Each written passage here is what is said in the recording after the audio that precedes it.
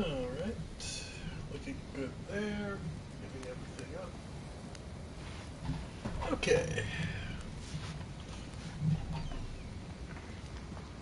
Good evening, ladies and gentlemen. I am the Ephemeral One, and welcome back to more Let's Stream Pathfinder Wrath of the Righteous. Rusalakal 10 forges a way through the city that has been split apart, and we have two options. Shall escape. And of course everyone running around triggered another fight. Oh well, not much we can do about it now. We'll have Camellia hold back. Alright, everyone exploring over here. That's what triggered it.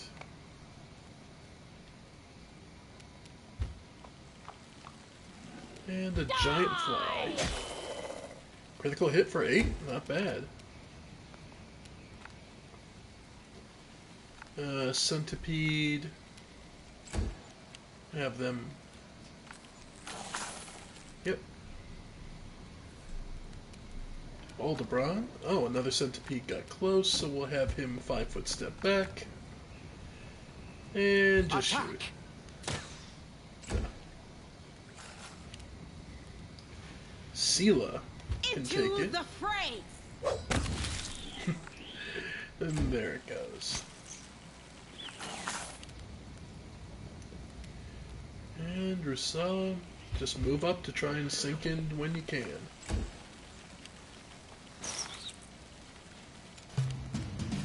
And there's just lots and lots of these giant centipedes. Thankfully, there's not much. Yep. And as ever, your mounted soldiers are some of your best fighters. Because obviously they get more attacks. Cover me, alright? Nice. 20 damage. So 2d4 plus 5. Alright, not bad. And Aldebaran can take carefully. Sela, on the other hand, can just keep advancing. And Rusala can... Actually... Well, no, he's exhausted, so he can't charge. Okay. Camellia... Yeah, just get as close as you can and then shoot. Every little bit helps. This one's just about dead. Yeah. You can trust me. There we go. So now we can either continue to advance this way, or advance past the rubble. That's a check, and I think we're better off just continuing this way. We'll eventually find a way over there, but for now... Let us be off! And notice, there's no real loot to be gained from killing bugs. My beloved brother, I admire your zeal, of course, but would you not agree that this is hardly the time to be standing guard over a hole no one will ever emerge from?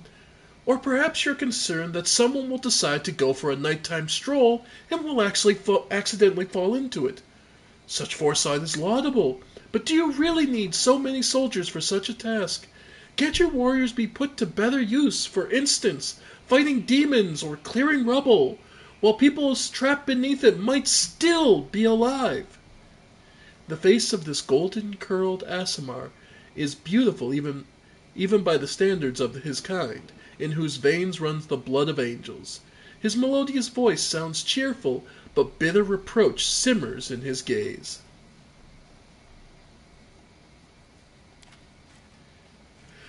Don't you dare call me brother, heretic!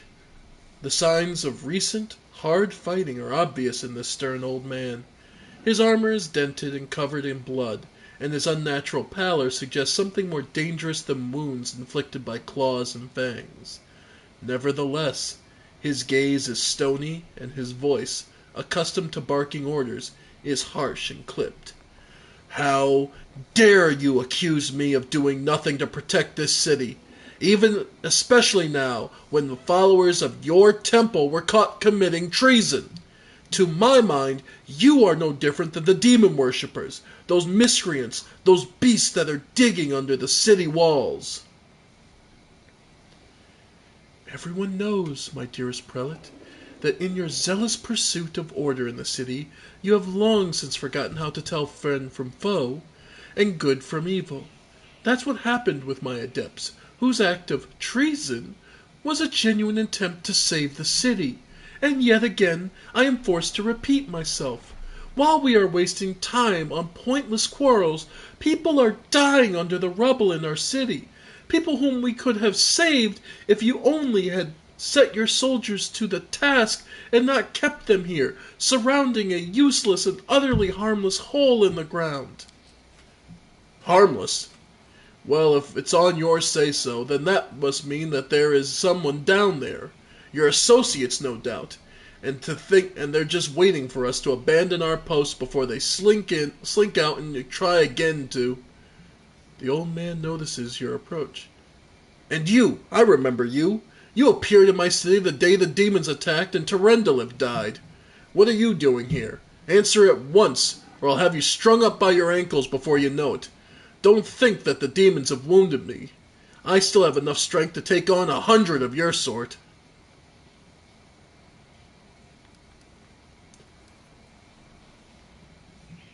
"Who are you to be asking me such questions?" "I find it passing strange that you don't already know who I am. I am Holrun, Shepok, prelate of Canabras, inquisitor by the grace of Iomede, defender of the city, and by the grace of Her Majesty Queen Galfrey, against threats from within and without." "And, as we can see, you've done a sterling job protecting the city." The golden-curled Aasimar flashes a flinty smile. "I am Ramian of Edme, prior of the Temple of Desna, which, alas, currently lies in ruins. Wise Holrun here believes it is vital to guard this hole in the ground, from which he is certain demons will emerge at any moment. I've been trying to convince him that the city has far more urgent matters to deal with, for instance, rescuing those currently dying under the rubble." "You know what? There may in fact be one matter that is more important than guarding this hole. I've put it off, and look where it's led us. I should have had you hung from the gates back when you dared to defend your gang of delinquent demon collaborators. If the Sarkorians had hanged Arlu Vorlesh while they had the chance, there never would have even been a war. I won't repeat their mistake. I won't hesitate any longer. Soldiers, seize this scum!" "Prelate, see reason. These are frightening times, but threatening to hang someone without trial. That is unworthy of a servant of Iomede." The old man fixes his eyes on Sela. "Lest you forget, girl, we may serve the same goddess, but you are not an inquisitor. Don't question the way I choose to serve Iomede, and I won't question yours."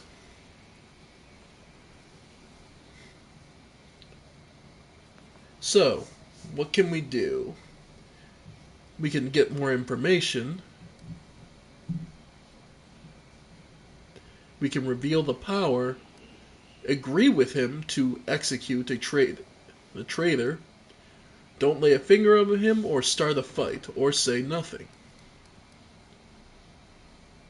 Well, let's try and get more information. What precisely are you accusing Ramian of, Inquisitor? "Treason! Not long before the city was attacked, several followers from his temple tried to secretly access the Wardstone and perform an unknown ritual over it." Holrun is trembling with fury. "The Wardstone of Canabras, the gift from Iomede, the bringer of light, wrought by the hands of her herald, The first in the chain, and followers of that crazy runt of a goddess try to meddle with it using their magic after hearing a voice in their dreams. My soldiers almost had them caught when Ramian got in the way, allowing the traitors to go to ground. I made a mistake. I didn't have him locked in a cell and interrogated within an inch of his life, and now the city lies in ruins. It's time to rectify that mistake. I've told you before, and I'll tell you again. My people foresaw the attack on the city. They knew the Wardstone had already carried the seed of corruption within itself, and they were simply trying to heal it.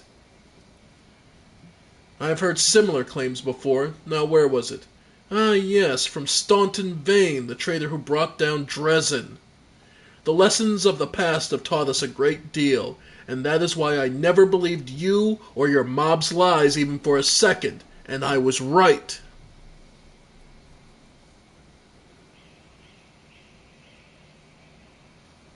Alright, well, my brother wouldn't agree with him, and wouldn't start a fight needlessly.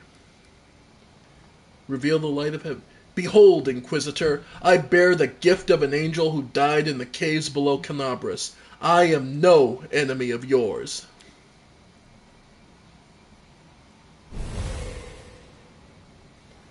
The old man frowns and whispers something, a prayer or a spell. With each word, his face relaxes. You are telling the truth. The light in your hand was wrought by the power of heaven. I will keep an open mind in regard to you, stranger, and later, under far less fractious circumstances, I would like to ask you about how you came to receive this gift.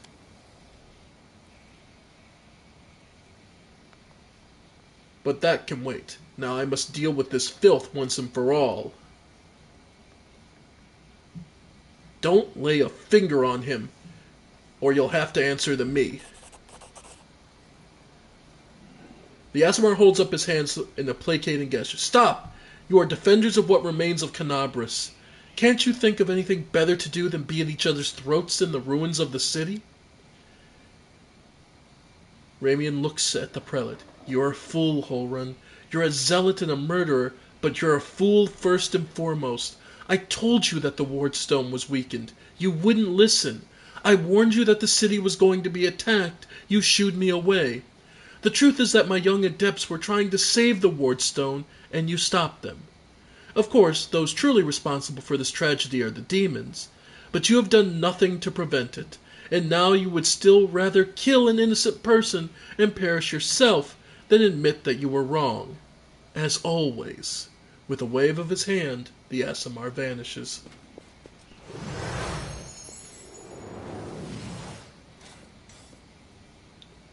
He fled, the heretic.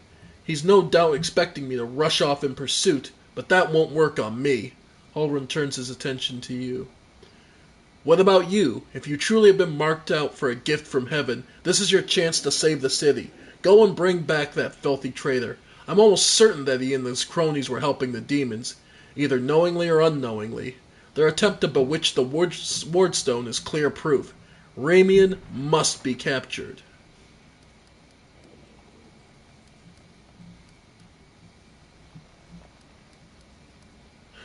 Well,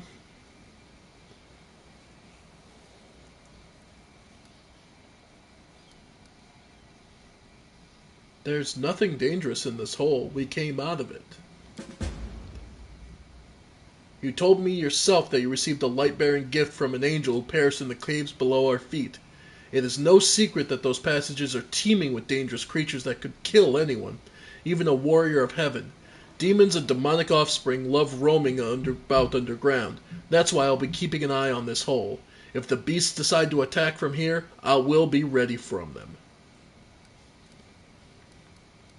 By the way, Ramian really warned you about the attack? Those crazed Desnans were always bursting into my study with their incoherent prophecies that came to them in their dreams. I won't lie, sometimes what they did come to pass, but can we really rely on woolly dreams of heretics over cold hard facts of intelligence reports? Plenty of demons could have easily fooled them and whispered a treasonous plan in their dreams, and those lunatics would only be too happy to listen. This time, Mr. Curls for Brains came to me and declared that demons were about to attack the city, and that the Wardstone's power was diminished by some kind of contamination or taint. I may they forgive me for even repeating the words. After uttering such blasphemy, he should have been locked up along with his followers and interrogated. But instead, I simply increased the surveillance on them. And what next? My people got caught them red-handed trying to attack the Wardstone with unknown magic. And not 3 days later, the demons attacked the city. There's an obvious connection between these events. Whether deliberately or under some demonic influence, the Desdens played right into the hand of Descari's hordes, and they almost left the city completely defenseless. Ramian covered for his people the whole time, and I helped them escape my guards. After that, what else can he be but a traitor and a heretic? Fine. Where can I find Ramian? How should I know? The weasel can't have gone far. He turned invisible, probably hunkered down in some hole like a traitorous little rat he is, and he'll be sitting, trembling, waiting till he's dragged out of there. And with the prelate after you, it only seems the sensible thing to do. It's what I'd do. Before I go, I have to know, why are you obsessed with finding enemies everywhere you look? Why? Why? You must not be from these parts, or you wouldn't have to ask such a question. I look for enemies everywhere because our enemies are everywhere. Who are we at war with? Demons. Demons and cultists. They are masters of deception. They worm their way into your favor and masquerade in all manner of false guises. Do you think Dresden was taken by force? No, by trickery. Were it not for me, Canabras would have gone the same way long ago, captured out from under our noses. Excuse me. Now listen to what I'm about to tell you. This was a long time ago. I was a very young then, and I just joined the crusade. Back then, Canabras didn't have a garrison so much as a public thoroughfare. Anyone who wanted could just stroll into the city. One day at dawn, a group of refugees came up to the city gates, bold as brass. Told the guards to let 'em in, and why not, for no one was ever turned away. 'Twas no matter. Everyone was welcome in our city, if you came from Mendev or if you hauled yourself here from across the seas. The crusade accepted all and sundry. But on this occasion, we paid dearly for our laxity. Just as soon as those innocent lambs entered the city, they transformed into demons and rushed towards the Wardstone, slaughtering everyone who tried to stop them. 62 people died in less than a minute. The demons used their mutilated corpses to desecrate the obelisk.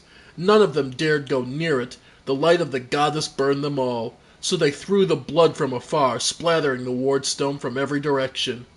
And the lead demon, an eyeless beast, Minaga was her name, jeered and gloated, saying we mortals had been sitting ducks. And the creature was right, too. We let our guard down, and we got what we deserved. That bloodbath came to be known as the Red Morning Massacre, and it was burned into the townsfolk's memory.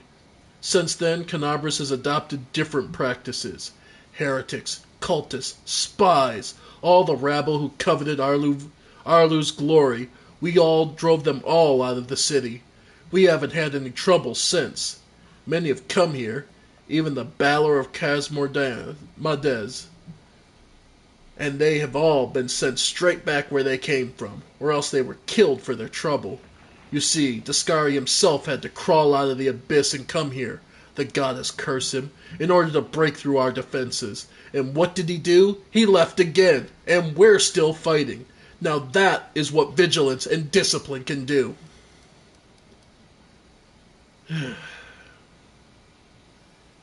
A paranoid, angry old man. That is what he is.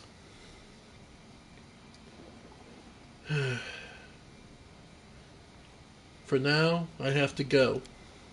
Go on then, if you have to. It'd be good if you could return with the head of that scum. So the prelate is the head of the city. More focused and dedicated. Let's move. but he is clearly well equipped as well as having backup. We're exhausted. If we were to truly try and engage him... Oh, Follow me. there's something here. A light.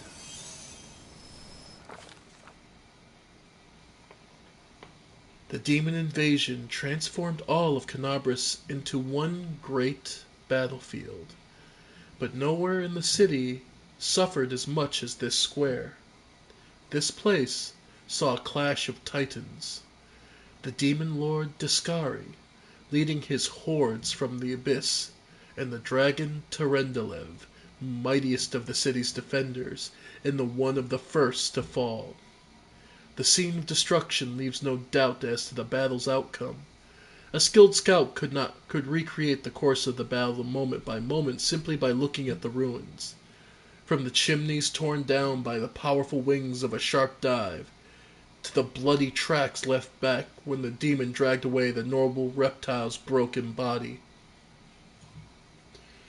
But it is no hypothetical scout gazing upon the ruins. It is Rusala Kauten, and he is not alone. The shadow of a strange, barely perceptible presence lingers over the place. Like a gaze untethered from any observer, this mysterious force, unknown to mortal kind, silently assesses, judges, and seeks a better way. In an instant, Rusala Kauten is vested with this power and looks at the world with its eyes. The past, the present, and future stand before him as a unified whole, an unmoving, multifaceted crystal that would be beautiful were it not for the fractures, blemishes, and flecks marring its splendor. What past does he see? In the past exists the one who wielded this gaze in life, although the one and life are inappropriate terms for aeons, the supernatural embodiments of the cosmic balance. Rather, who than who or what, a better word for these entities is how. This aeon appeared from outside the world, from the great beyond, to put an end to the intermingling of the planes and destroy the world rune, the chasm disrupting order of the multiverse. Alas, the visitor from beyond proved too weak for the battle they came to fight. They even failed to finish casting the spell that would have sent Discari back to the abyss. With one swing of his scythe, the demon lord cut the aeon down. And what future do we see?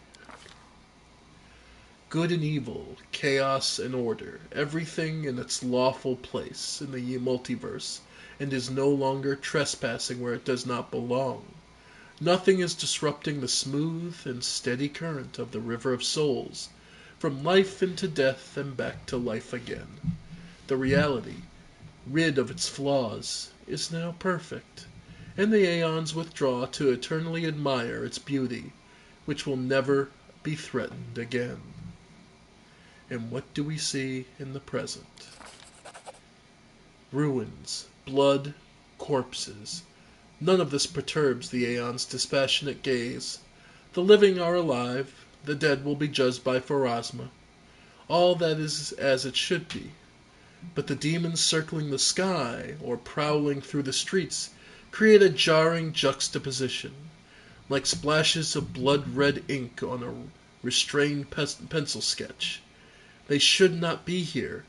The world of mortals is for mortals. The demon's place is in the demon world. How sublime the world would be if everything knew its place. But even the demons aren't as abhorrent as the sharp-edged, unassuming crystal languishing in the dirt among the bricks and smashed cobblestones.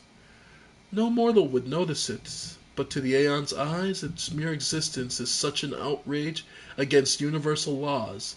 If the aeon still existed, they would not stop until the crystal was unmade. But the aeon is gone, and only their gaze remains. Rusala Kauten picks at the crystal out of the dirt, and stows it in his pocket. He is mortal, which means he has the power to decide what to do with it.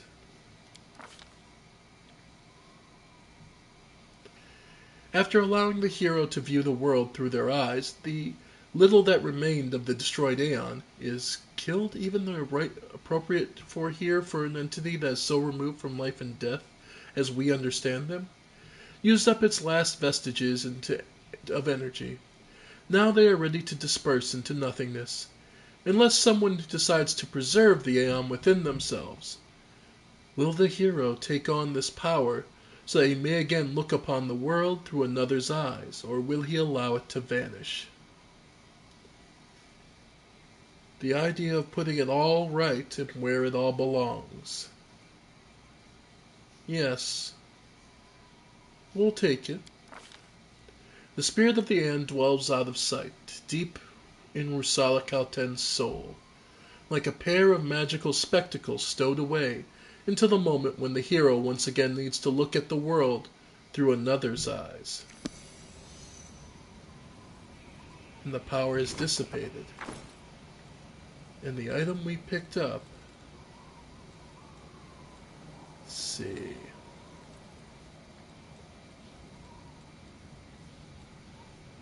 I was gonna say, I think it's a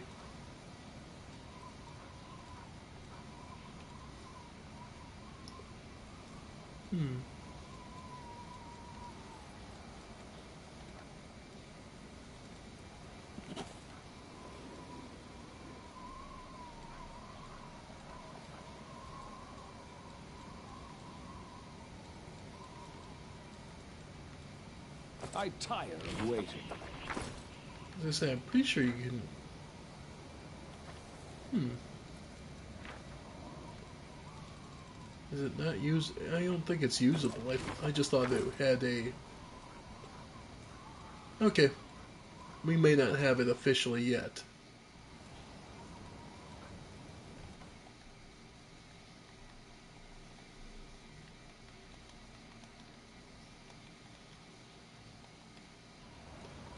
No, okay. We have it, but we don't have it per se, so to speak. Still, we're now entering the fairgrounds. And it's overrun with demons now.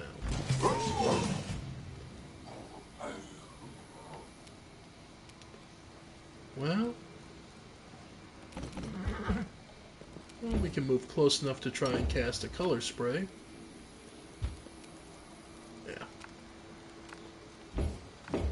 Well, in that case, we'll just move over here. Alright.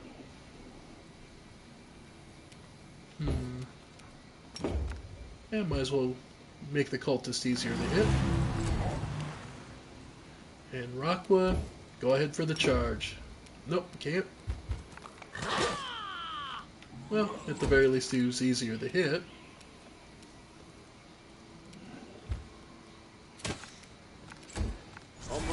By the way, for those curious, the way the game works is every round is 6 seconds. So a minute is 10 rounds. So just so if you're ever curious. All right. Go after the dretches. Nice. And Rusala is now feared. Yeah. Actually, you know what? Much as I would like to, I think this will be more useful.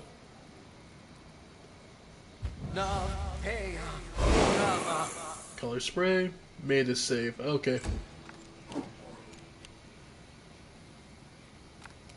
And he's 6, so get him out of the... There. Rakwa fell off the horse because she's stunned, so... Yeah. Camellia is as well, so we'll just get her out of this. Yeah, that stinking cloud is ridiculous. Okay. Everyone's out.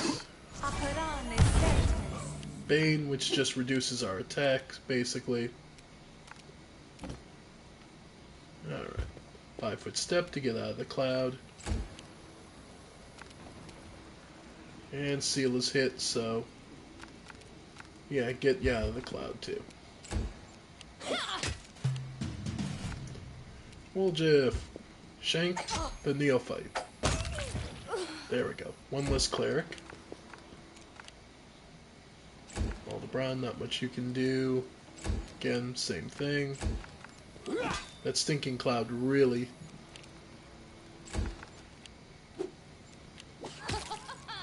yeah.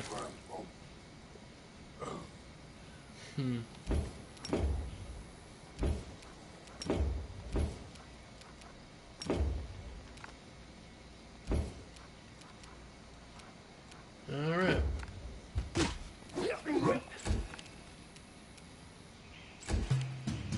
Okay. Stab you or zap you? Why not both? Yep. Alright. Almost there. Yep. Can it be the end? No, it's just unfortunate rolls. There we go. Alright, Aldebaran's managed to get free.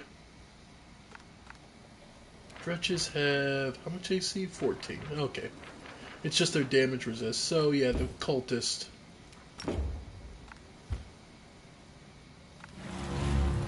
Alright, made the will save. Damn. Alright, Rockwell. Oh, Camellia is no longer, so...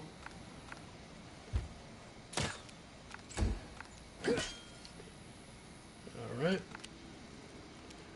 Horse is finally feeling better.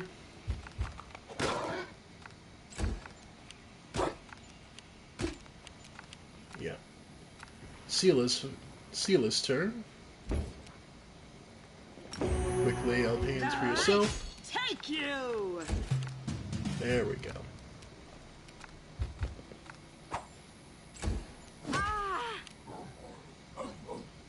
Alright. Aldebaran, move back.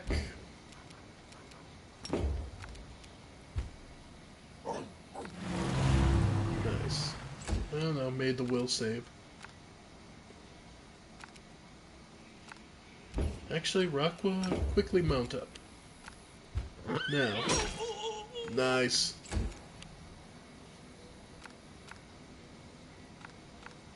The spirits demand your blood! Been nice if they got it. Yeah. Their attacks are starting to wear down even through Seala's defenses. The Inheritor, guide my blade! And of course a nat 1. In the worst possible timing. Okay. We'll do 1d3 dogs. There, we got 3 dogs to help out. That should help us finish this. Okay.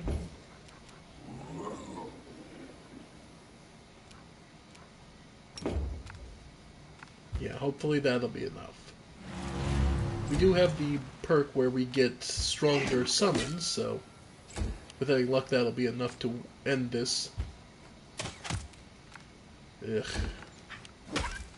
This'll leave a bruise. I'll just sit here. There goes Seala. Don't worry about me. Yeah. At least the dogs are distracting them.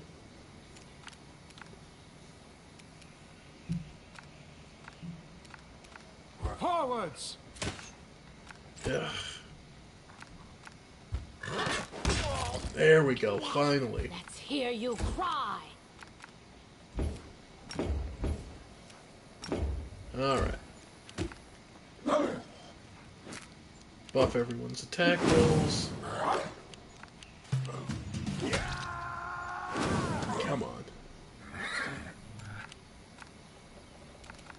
Aldebaran.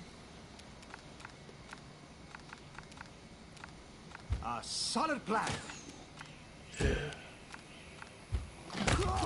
There we go. And that's both of them down.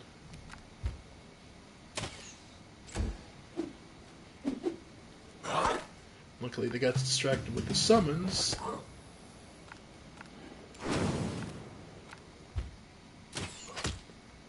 Alright, we got a crit for some decent damage. And finally. Boy. Onwards. Scroll of inflicted moderate wounds. Leather armor, where was it? Half plate +1. Hard to believe that this place recently had a bustling market. And here's a special item. A midnight bolt. The owner of this bolt can shoot it to deal 50 points of damage that can't be ignored or reduced, and this bolt cannot miss. So if you need to kill someone, and you need to be sure they're going to be dead, that is the weapon you use. And, well, we're in a rough spot, in a rough position.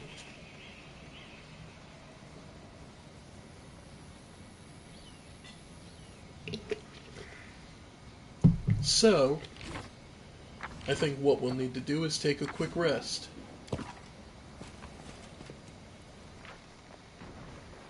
Alright. So we'll go down the list of everyone's skills on what makes them worthwhile for each position. Alchemy and scroll scribing we don't have a use for at this time. We don't have the resources to do so. So we'll be skipping over them. For now, we only need to worry about protective rituals, camouflage, and night watch. To protect us against corruption, well, the only person who has a really high skill, naturally, of course, is Rakwa, because it's a lore religion check. So, still a steep expectation. She has +7, so she needs to roll at least a 12. Camouflage. Well, unsurprisingly, our good friend Woljif is good at stealth. Then it's a perception check to keep watch at night. Naturally, Rusalika 10. And for the second shift, we'll give it to a combination. So, we'll do that. And if you send the second person, you automatically get a +2. So we'll put Aldebaran on second watch. If we wanted alchemy, we would require an alchemist kit, and that would allow us to turn our materials into potions. Same basic effect with scroll scribing, but you need knowledge arcana or lore religion. So, yeah. So you can make resources to help you out, but you need to purchase them before you do. Alright. So, with everything set, let's go have a good night. Try and have a good night. We won't recommend for the full 2 days. It'll take us at least 18 hours to get a full rest, so that's what we'll do. We may not get our full You're HP not bad back. at spellcasting. Where did you study? Here and there, but I give up all my lessons just to be able to drink the way you do and not end up under the table. And no incident, either shift. The chance of the camp attack was lowered, but we didn't fail to weaken the corruption, so we are naturally corrupted. Sometimes a long-awaited rest does not bring the desired relief. What comes is a heavy, clinging sleep on the edge of wakefulness, where consciousness seems to be poised between reality and oblivion. The possible reasons for such disturbed slumber are myriad. Strained nerves, perhaps, or a lingering reaction to trauma. Rusala Kalten emerges from the oblivion of his leaden sleep like a drowned man dragging himself up from the depths of a swamp. The wound on his chest is burning like someone pressed an invisible brand to it. The wound is closed again, but the blood stain on his shirt betrays its presence beneath. There's no time to investigate the cause behind the malaise. A trying day lies ahead, but how will Rasalakutem be up to the challenge if his thoughts are so muddied so muddled that his entire body aches like after a day's toil?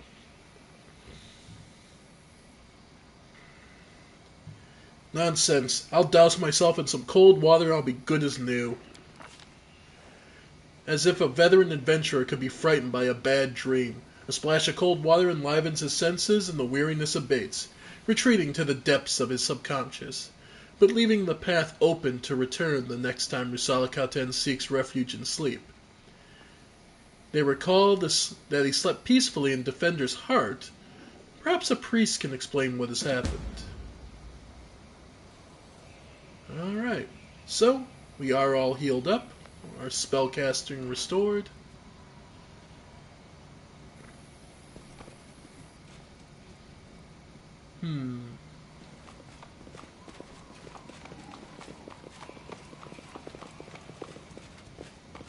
Whole run. It's clear the man has been driven mad and is only looking for power.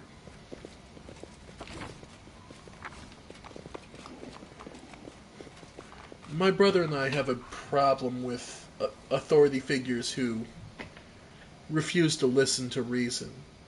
And him being more focused on this whole than the people around, the people he's supposed to be working for is something that tends to get under our skin. So we're gonna give the Midnight Bolt to Aldebaran.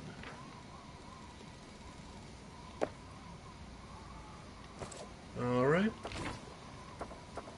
We should move.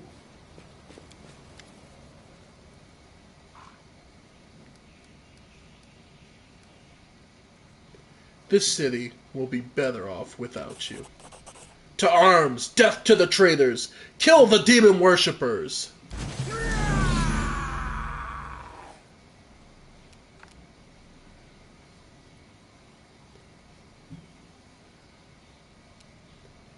Well, they're all lined up nice and neat. By the way, this is not an easy fight by any stretch.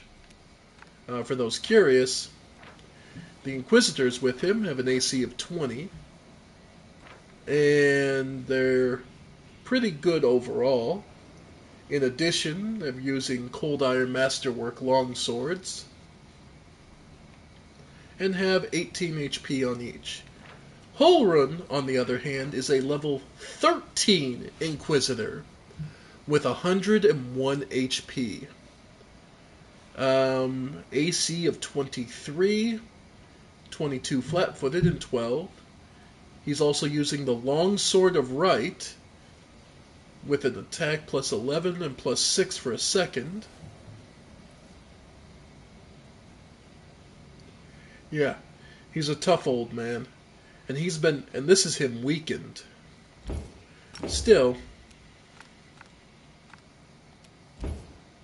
first thing we want to do is here.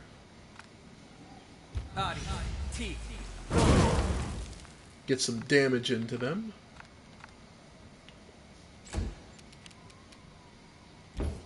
We'll add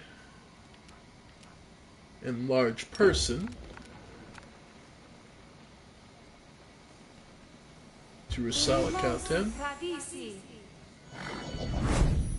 Makes him a bigger target, but also means he hits harder. They're protecting themselves. Alright. Unfortunately, Holrun is not evil. They're all lawful good. He's actually lawful neutral. So, Smite Evil's not much here. In which case, let's have gonna say, I'm pretty sure that's about all she's got. Yeah. Yeah, because it's still too early for her. So, No glory without risk. yeah, that's fine. Alright, Raqua. Run them through. Alright. And now Aldebaran, who we gave the Midnight Bolt to. Remember that the Midnight Bolt cannot miss and does 50 damage. 50 damage. So he took 6 piercing as well as the 50. So he's now at half HP. Now, Forward! nice. Got one good hit in. From here, we'll actually take a 5-foot step back.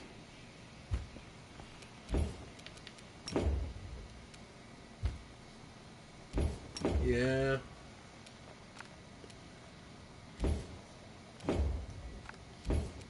Mage armor.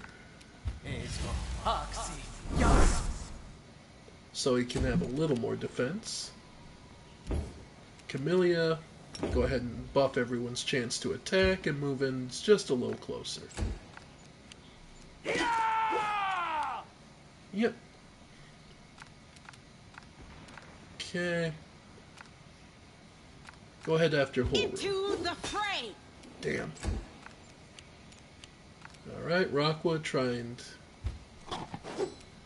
Yeah, no. These Inquisitors are no joke. Alright.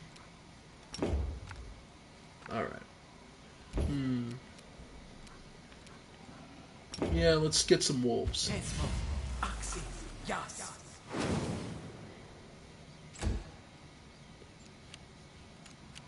Okay.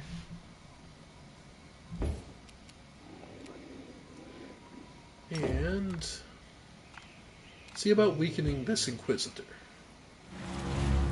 Got it. So that's two less 8 AC he has. Alright, we're managing to hit hull run pretty consistently.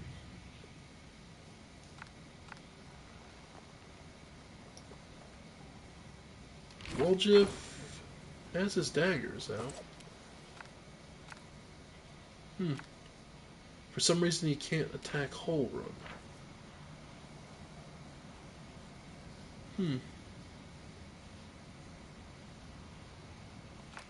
Oh well. Go after this Inquisitor then? Oh! They were so focused on the giant Rusala, they never saw him coming. And swift action, and then shoot that one. Nope. Ow. Nah, he's still good. Go ahead. Alright. There we go. There's his backup. The summoned wolf. I know it's too much to hope that it trips him, but I'm gonna hope. Okay, hopefully he fails. Nope, he made the will save for the AC, so... We won't falter! Yep. Nice. Sneak attack for 11.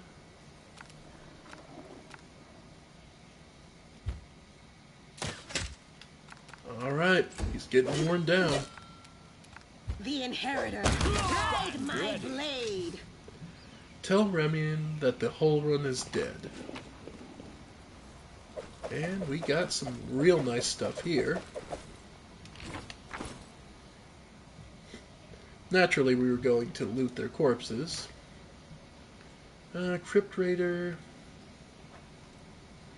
Well, my dexterity is +0 anyway, so... So that puts it up... What was that? Breastplate. 18. Okay, don't lose anything. Plus this gets us...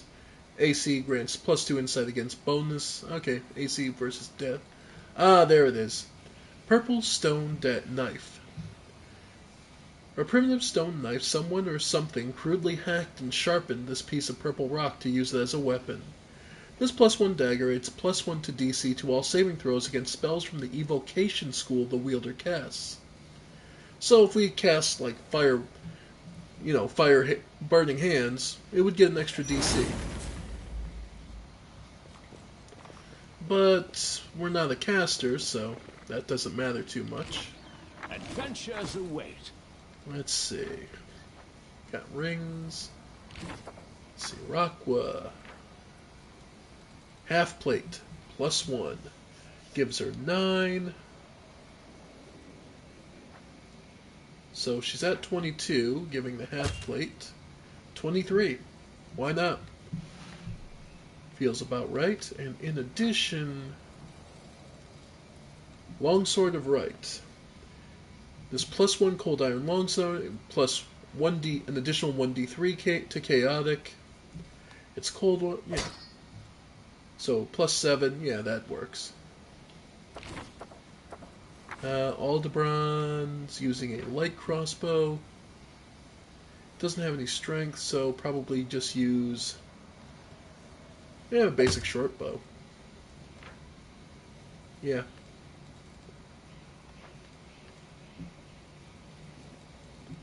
Doesn't have anything else. Cool. I think that's about it. Awesome. We managed to deal with Hole Run. And hopefully this city will be a little safer for people, now that the mad would-be king is gone. And all we need... It'll make us more infamous, sure, but at least then now we don't have to watch our backs all the time. Follow me. Let's see. This fairground. Best to explore everything.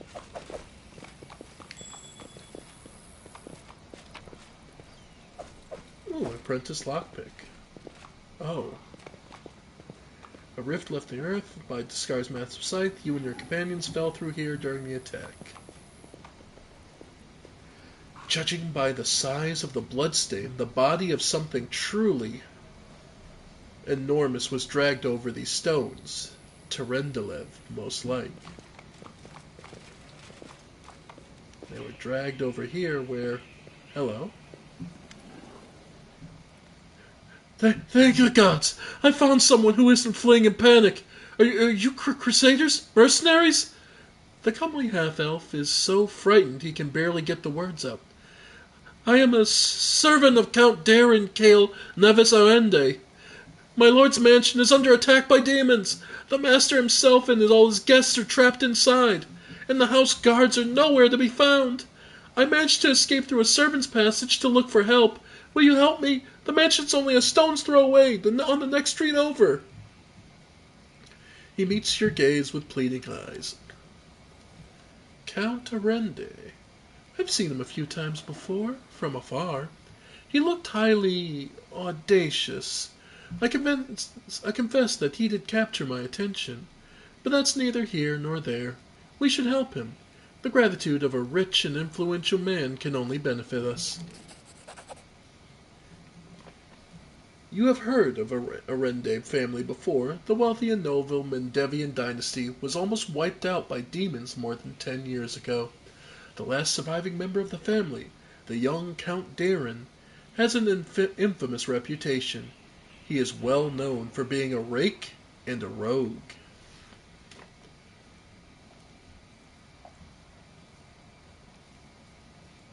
Tell me more about what happened.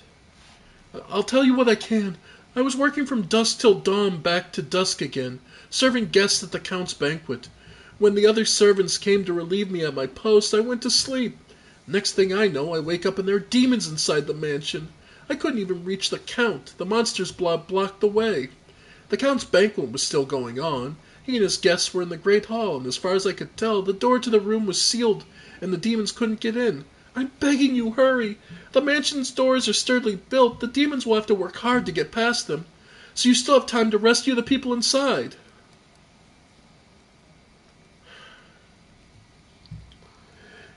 Rusala pinches the bridge of his nose, slowly breathing back and forth as his chest swells and deflates.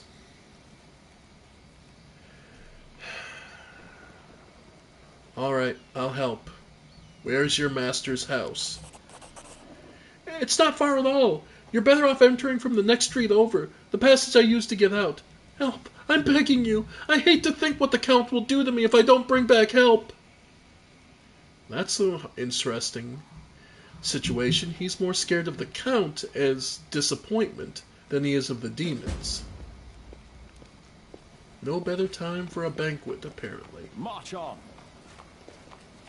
Indeed. Though it seems like there's something over here. Oh! We see something. Hear me. Take heed.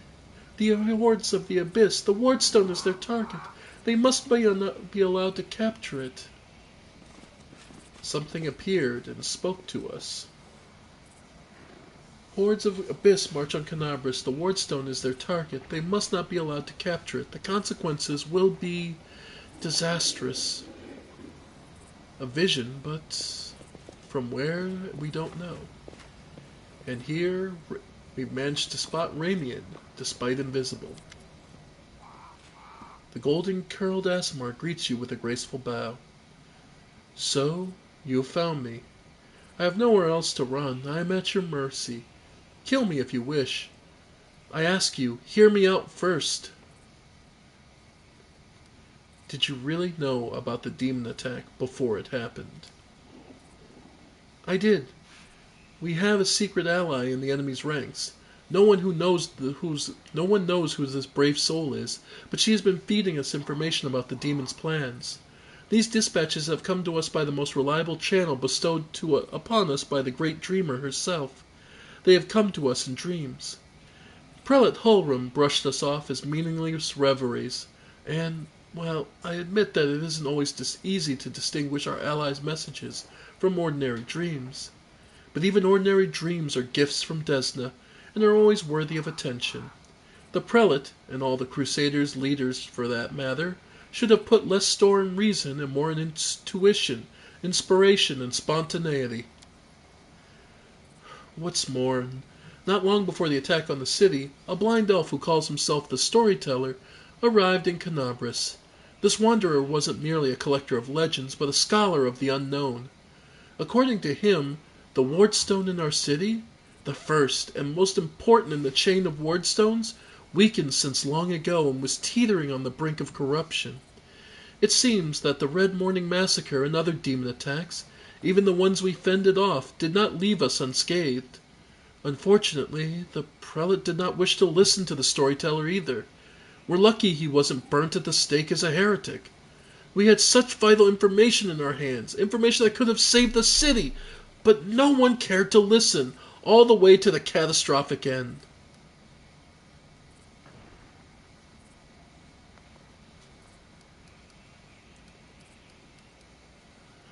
Ulrun is dead.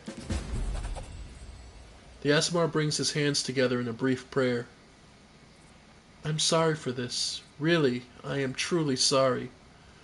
Ulrun did not understand what he was doing, and he did so much harm. But he sincerely believed that he was fighting for the good of the city and the entire crusade movement. In another position, he could have done so much good. What other tidings do you bring? I don't want to believe that Canabras has fallen, that everyone is dead and there's no one left to fight.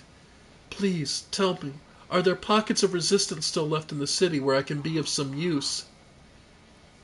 Irabeth Tirabade of the Eagle Watch is gathering survivors at the Defender's Heart Tavern. You would be very useful there. Commander Tirabade? I do not know her personally, but her wife Anevia is a regular worshipper at our temple. I'd be glad to aid them in this fight. Before you go, tell me about the strange rituals you were going to performed at the Wardstone.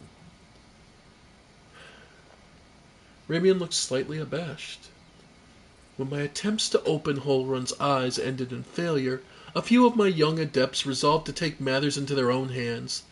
They did not consult me before doing so, but I have never demanded iron discipline from my priests. Army commanders may have subordinates, but I have pupils and fellow worshippers. I can only inspire them, I cannot command them. And it seems that they were inspired all on their own. They had no ill intent, they only wished to access the wardstone in secret and try to cleanse it. But to Holrun this became perform a suspect ritual after hearing even more suspect voices in their dreams.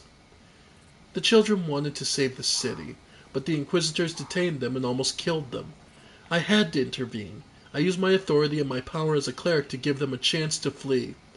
If they hadn't gotten away, they were destined for a cell in the prelate's dungeons, and quite likely, death.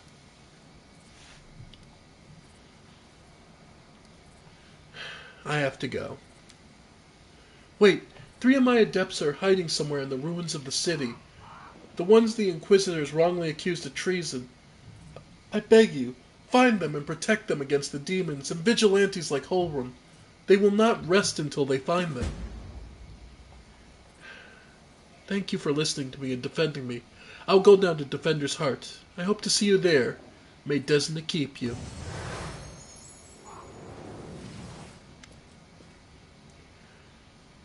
Stranger, wait!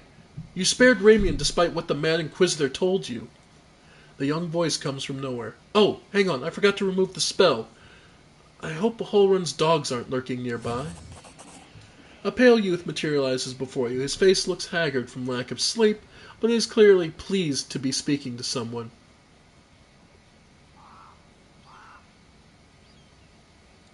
So you're one of the Desnan adepts that tried to break into the wardstone? Yes, I'm Ilks, of the Cleric of Desna, and one of the people who answered the call of the voice in dreams. Some unknown person made contact with us through our dreams, telling us about the demon's plans. We learned that the demons were planning to attack Canabras and do something terrible to our wardstone, which already carries the taint of corruption. Prelate Holrun refused to heed our warnings. We had to make a choice. We could either throw up our hands and pull back, or take action even though it would cost us our lives. But what heartless person could stand by in the face of such a deadly threat?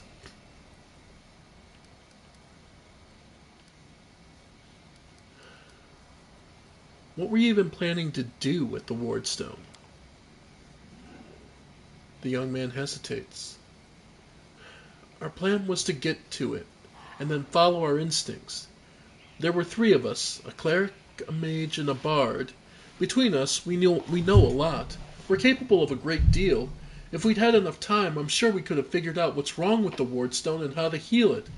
But they didn't give us time.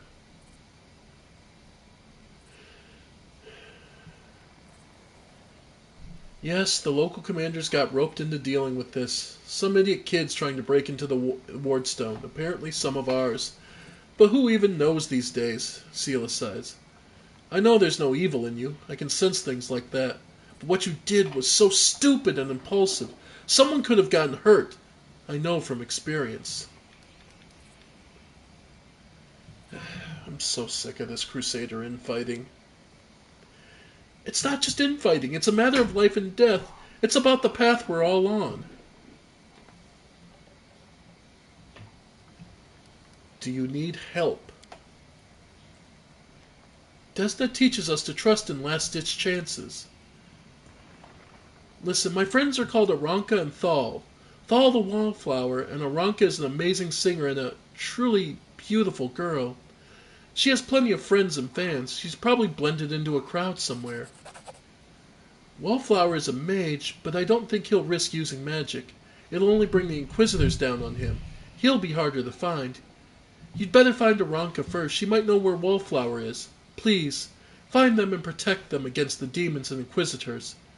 I'll await news in the Goddess's temple. I hope our mysterious helper will send us a new message that will reveal what is to come from the demons. I have to go. Alright. Onwards. So. Oh. There's a little tiger here we can adopt. Let's see. Where are you? There they are. A beautiful tiger-striped orange tabby. Tiger may not be the friendliest kitten, but he'll happily curl up next to you while you sleep. +2 morale, perception, and lore. There is no greater satisfaction than overcoming a challenge. That is, of course, until one day the challenge overcomes you. Naturally, of course, with the skill bonuses, we'll activate Tabby, that level Tabby, so Rusala's now has a +13 in lore nature and +10 in perception. That's quite useful. These people were not killed by demons. Their mortal wounds were inflicted by ordinary weapons. More of Holrun's victims, I imagine.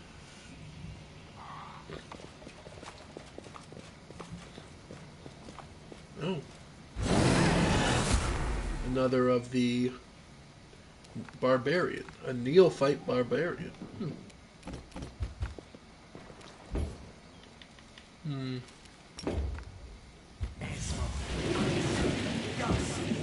And the grease gets its work. Knock down one of the enemies, cultist evoker, knock down a sharpshooter, a wizard, and a vermlek. A chaotic evil outsider, level 4. 15 AC.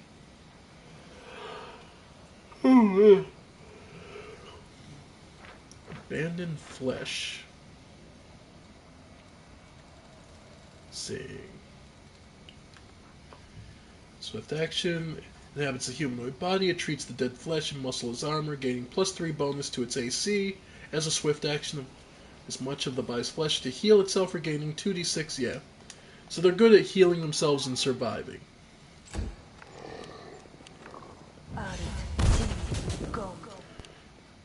Magic missile, which for those unfamiliar with, magic missile actually can't miss. It doesn't do great damage, but it also can't miss, so yeah, that's quite useful. Alright, Camellia. Go ahead and heal our leader. There we go. Get a little more in him.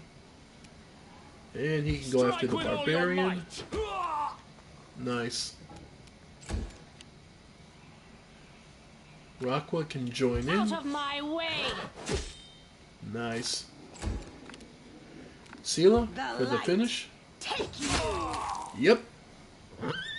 Nice. Alright, Aldebaran.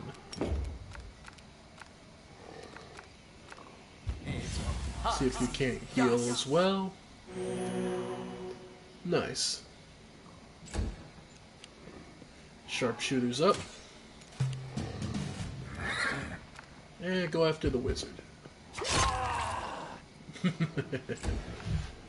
Executing the wizard. When Woljif evaded the attack, so that's very nice. You are today's sacrifice! And of course that damage resistance. Fly to heaven and then move up. Raqua, go ahead and charge in. Nice. Sharpshooter went down. And Sela can start moving in.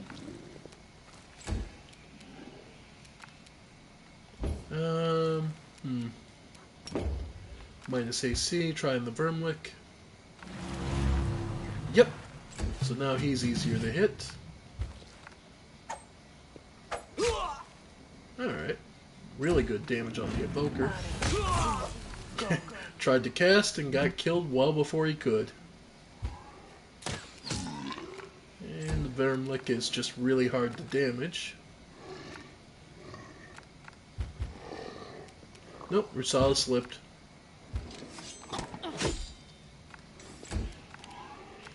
Into the fray! Sealer made the save. And Aldebaran. Attack! Yeah, it doesn't really matter too much. We're just looking for... And there we go. So we'll have Woljif dismiss this before it becomes an issue. There we go. Now everyone can get back on I their feet. tire of waiting. Let us be off. We can use an apprentice lockpick. It's a 75% chance. I'm not too worried. Oh, trickery check failed. The lock is jammed now.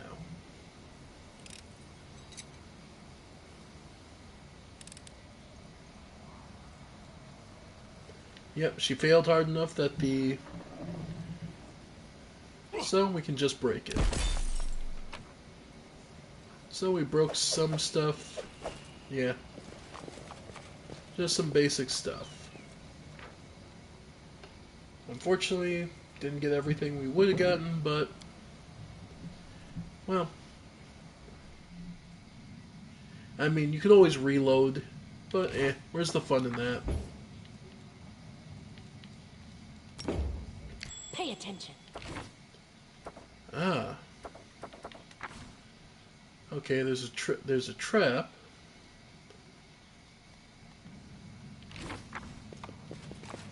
And the solution is in this room. Let's move.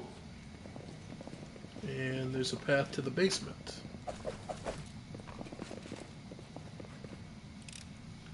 I am helpful. Am I not? A journal about an experiment. Experiment Day 1. Today I was able to catch a quasit. Irori may be my witness. It wasn't easy. Considering my humble physical condition, luckily it was a scrawny specimen, about 7 pounds, with a wingspan of about 2 1/3 feet. When it awoke, the quasit first tried to attack me and then ruin my clothes with its caustic saliva. Experiment Day 3. I've begun my linguistic research. My goal is to study the language of quasits. I'm quite convinced they have their own dialect. Through understanding their speech, I'll be able to understand their way of thinking and convince them to rebel against their lord's tyranny. A revolution will roll through the abyss, and the powerless will rebel against their oppressors. I'm sure... Oh, wait, There we go. I'm sure that Everbloom Milani will not refuse her patronage, even to such creatures as these, if they would break their chains of slavery. Unfortunately, progress is thus far insignificant. I've been able to catalog only 2 words, which I suspect mean rend and carrion. The quasit formed both words quite vividly when commenting on my person. While I was entering this record, the quasit managed to steal my watch and throw it into the chamber pot. Judging by this spiteful giggling, he's quite delighted about his little joke. And despite his naughty trick, I am somewhat glad. Jokes and pranks are part of a cognitive communication, which I fully intend to establish with the specimen. I grow more and more convinced that I made the right decision in leaving Absalom and Foray Logos, the so-called Wise House. More like narrow-minded fools stuck in the past, under the sway of their ringleader, the Chatterbox, the fool of fools, Jubilast Narthropple. They've never appreciated the progressive nature of my theories. Experiment Day 4. Today the quasit almost bit my nose off while I fed him. In response to my shame, I beat him with a wand. Such behavior toward a sentient being is unacceptable, and I repent deeply. I've also run out of meat. The specimen and I will have to make do with porridge and soup. Experiment Day 6. It's been 3 days since the specimen switched to a vegetarian diet. At first the quasit refused to eat plant-based food, but then he ate some cabbage soup and poked the porridge with its claw. His face looked so tragic. Day 7. The specimen has completely lost all signs of aggression. At dawn I was awoken by his moaning. The quasit was rolled up in a ball in the corner whimpering. Despite his dangerous appearance, it's quite impossible to feel compassion towards the poor creature. I had to take prompt measures to give the specimen a laxative potion.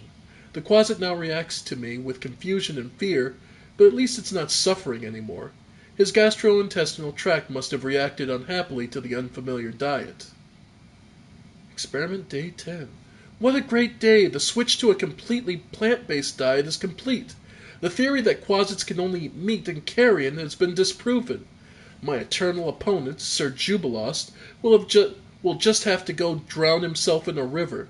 The Quasit has become peaceful and easygoing. He no longer tries to eat my boots or the feet inside them.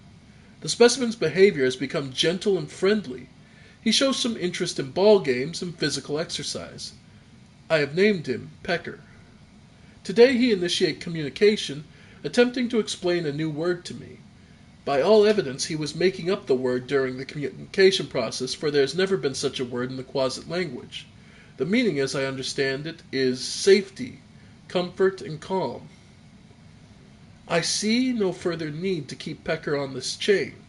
This experiment has convinced me that the vicious and evil traits attributed to Quasits are acquired habits, not natural or inherent to their nature. Over these days I've really grown fond of him, and by all evidence Pecker likes me too. He's gotten used to napping on my knees while I'm writing my observations in the journal. Maybe someday this Quasit will become my familiar. The current stage of the experiment is complete. Peck and I are soon off to Absalom to present our findings before the professors at Foray Logos and become a scientific sensation. On our way we may make a small detour to Avestan, so that Pecker will have a chance to better adapt to civilization. I hope the little trickster enjoys the journey. Follow me. Another book, but not one I feel like reading at this time. So supposedly he's managed to tame a Quasit. I still hold my skeptical doubts.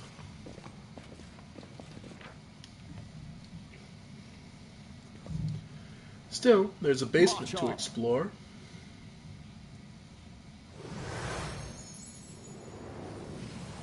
It's dark down here. Scroll of Fairy Fire and see invisibility. These fighters must have been caught off guard. They died before they could even draw their weapons. Their bodies are covered in a thin layer of ice that is slowly melting. Strange. Onwards. There's a blockage here. Well, it's awful dark down here. Let's see, do we have any torches?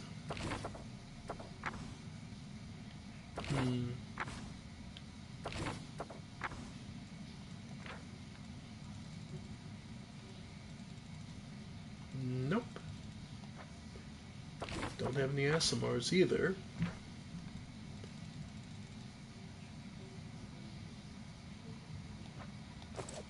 Well, we did get something interesting. A see invisibility. So we'll cast. So we'll have Camellia, I believe, should be able to cast it.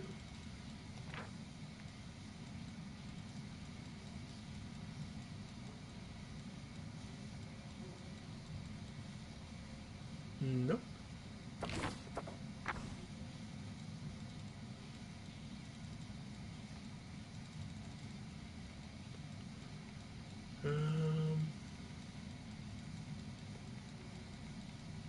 Nope.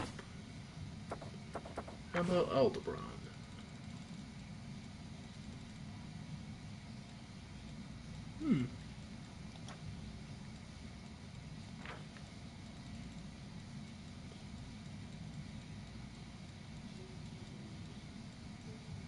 There, the seed invisibility. So naturally, we're going to use it.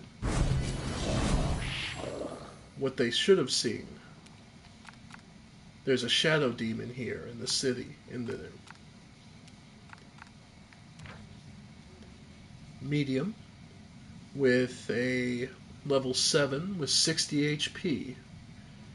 However, it's invisible, and it has a damage reduction of 10 unless the weapon is good or cold iron.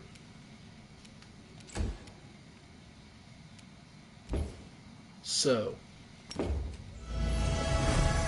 cast light, give us some extra HP, and we'll have you attack roll. Nope, made its will save. I won't give up! Oof, it hits hard. Well, sick the paladin on it. Okay. The next thing we would want to use, see if we have the Scroll of Fairy Fire to outline it. Yes, no, resist fire.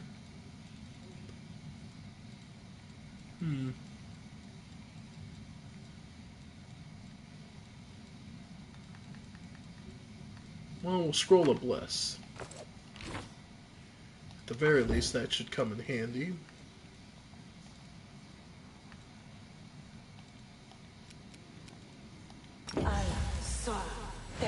Give us a little extra edge on attacking.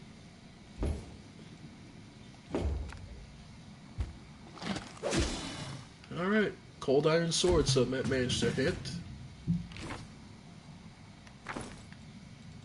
Could use the magic missiles. Let's see.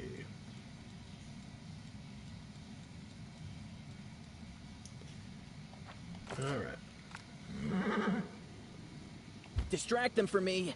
Yep, immune to sneak attacks.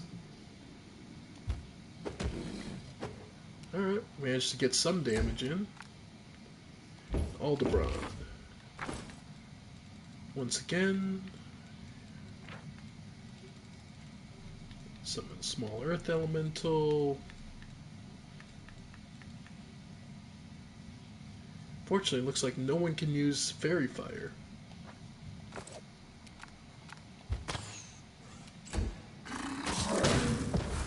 Yep, there goes her solid down. It is evil, so smite evil. And she rolls a 1, of course. Bonus to attack. There we go. And Rockwa can challenge it to get an extra bonus. And we'll just get what damage we can. Well then, since it's immune... Yep, immune to sneak attacks. Not going to get anything to break its damage resist.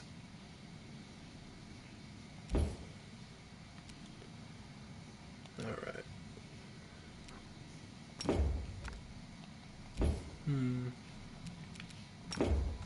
Try and get Rusala Kauten up.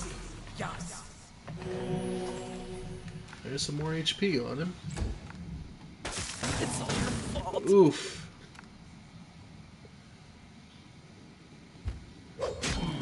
Nice. There's some good damage. Go for their hearts! Yeah, not much more you can say. Oof. Yeah, but bad rolls, not much you can do about those. Alright, keep trying. Nope, of course it made its will save. Alright. Alright, little by little we're chipping away at it. Yeah, see if we can heal. Oop, hit the wrong target.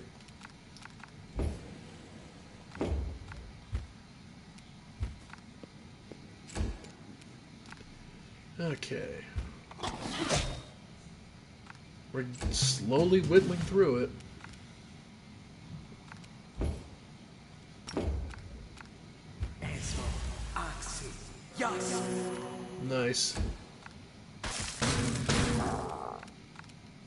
Well, the more we split its damage, the better off we are. And he's down to what? 12 out of 60 HP, so theoretically we should be fine.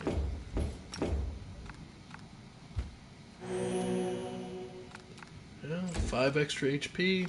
Die! Alright.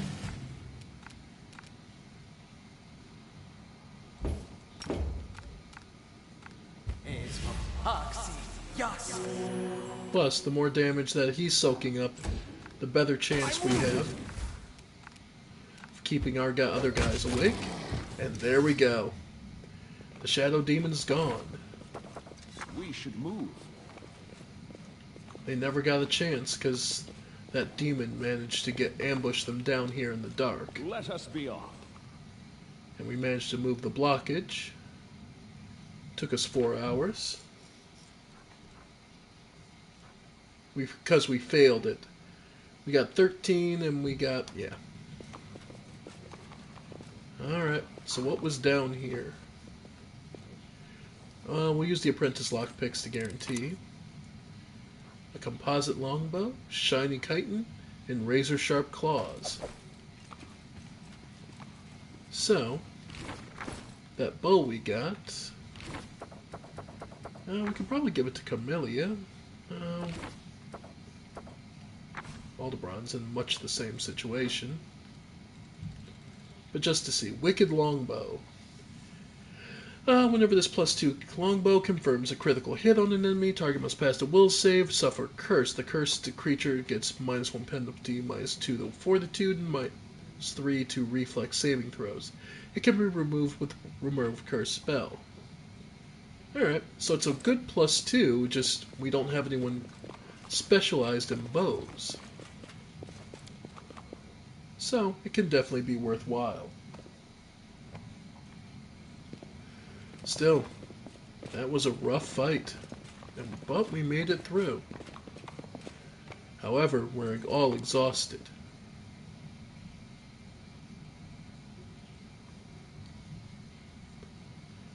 Well, we're earning our way up that XP ladder.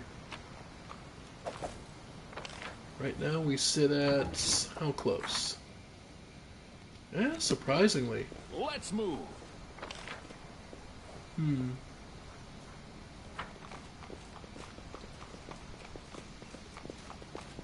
here,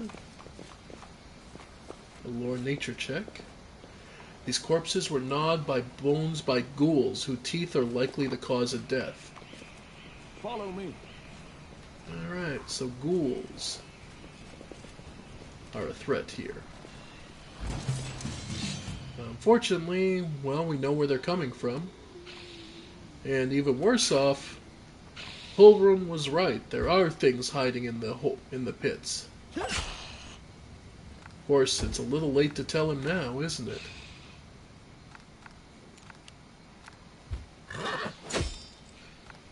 But the least we can do is dispatch them. After all, I love that they're immune to critical hits, so naturally. Luckily, they don't have any sort of barrier to dying. They just kind of fall apart. And we'll go for their attack rolls. Oh, they're immune to Evil Eye.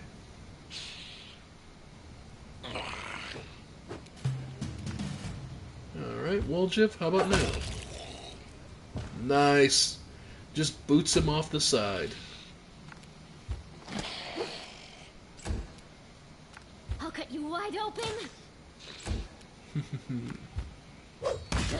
And there we go. March on.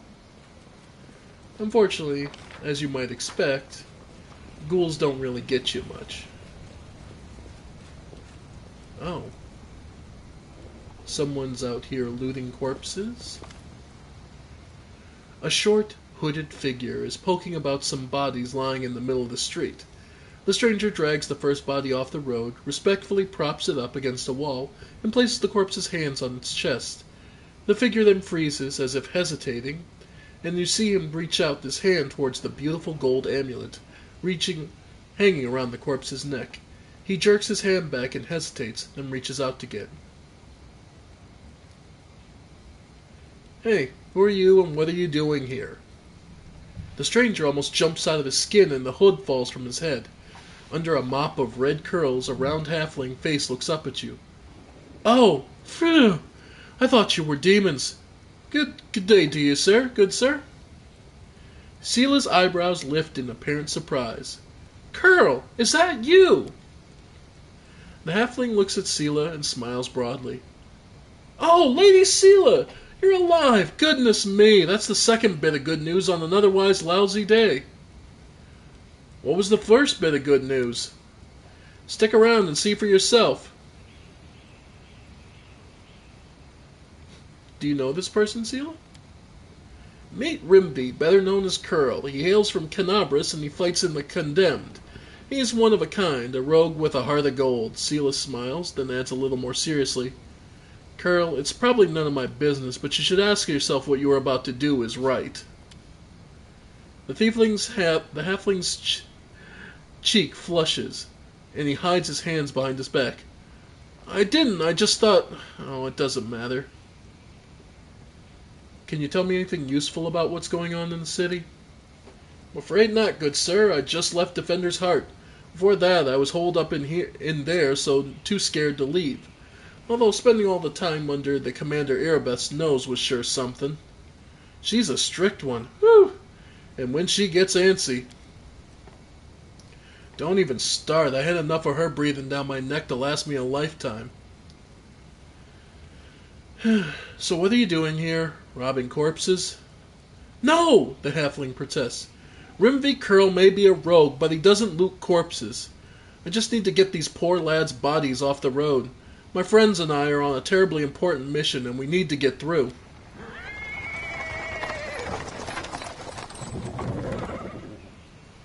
He's interrupted by the sound of wheels rolling up on paving stones. A cart drawn by a sad little horse appears from the corner. A pretty half-elf is driving it, and a young man in knight's armor is walking alongside. Even from the distance you can see his tanned face and his blue eyes shining brightly. The halfling straightens up. See? A terribly important and very heroic mission. My friends and I are saving the beer cart from the demons. As he's speaking, the newcomers notice, and the knight cries out in jubilation. Sela! Never thought I'd see you again. I thought you were headed to the main square, the center of the demons' attack. The half-elf smiles warmly at Sela. Hey friend, glad to see you're all right. When we got separated by the crowd at the celebration, I knew you were right away that something was wrong. And when the demons appeared all of a sudden, I realized the reason why I'd kept Ben so anxious. But I couldn't find you among the dead in the square, so I kept my hopes up, and I was proved right. Sela's face lights up with joy. So you're the other good bit of news Curl was talking about. You and Jen are alive. Actually, by good news I meant we found the beer carts. Sir Alon and Jana being alive amounts to a quarter of the bit of the good news. Well, maybe half. A beer cart? The problem is Rusala doesn't drink. Neither of us do. Aren't there more important things to do in this city than saving other people's property? You're absolutely right. I only agreed to help get the cart to the Defender's Heart because we found it just a stone's throw away. But as soon as we deliver the cart, I'll be back searching for survivors.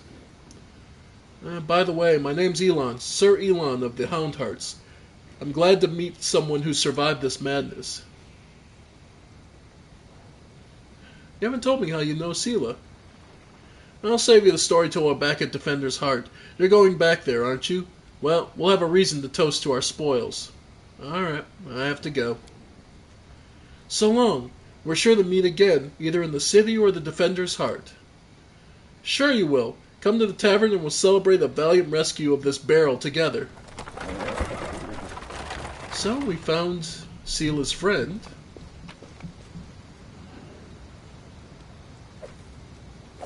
And Pearl didn't do it, but I don't have it. We don't have anywhere near the compunction against this myself. Your inventory's weight is too great. So we're just barely over. So, drop some armor. There. You can pick it back up once you're on the menu. A little bit of a mechanical pain, but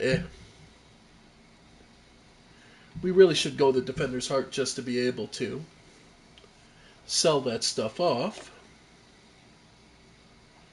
Especially to celebrate that we have access to the other side of the city now. So, we can now reach the Blackwing Library,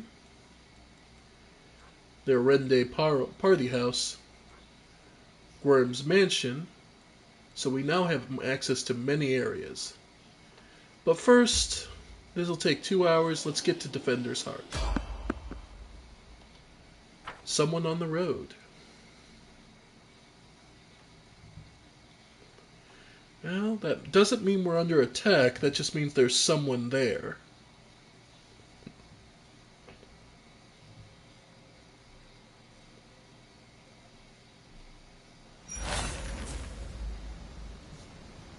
Alright. Let us bide our time. Well, Magritium Turinos. Just some quick healing. Magritium Turinos. Well, it's something. We should move. Let us be off. Oh boy, I know this one. Okay. Whew. Wearing a robe? Check. Baphomet symbol around the neck? Check. Crazy eyes? Check. Note to self. Bring a mirror next time to be able to adjust the optimal level of eye craziness. Everything is ready for the experiment. An audience. Problematic, but not critical. You there, boy. Stay out of this. It is counterproductive to stand in the way of scientific progress. What? What is she doing? Who's that? I don't know her. Greetings, boys and girls. I am your sister in sin, a devotee of Lord Baphomet's dark will, and so on and so forth. She looks like one of us, but she talks kinda weird. Who's there with you? Who? Oh, them. Just an audience. They don't matter. Consider them a supplementary component of the coming experiment. In the name of our Lord Baphomet, please be so kind as to undertake a little test of your competency in our wicked cause. By the way, we haven't really talked about Lord Baphomet. Demon Lord of beasts, labyrinths, and minotaurs.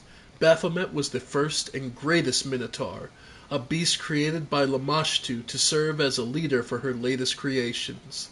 Seeking even greater favor from the Mother of Monsters, Baphomet sought to raid hell to steal Asmodeus's ruby rod. Unfortunately for him, he was caught.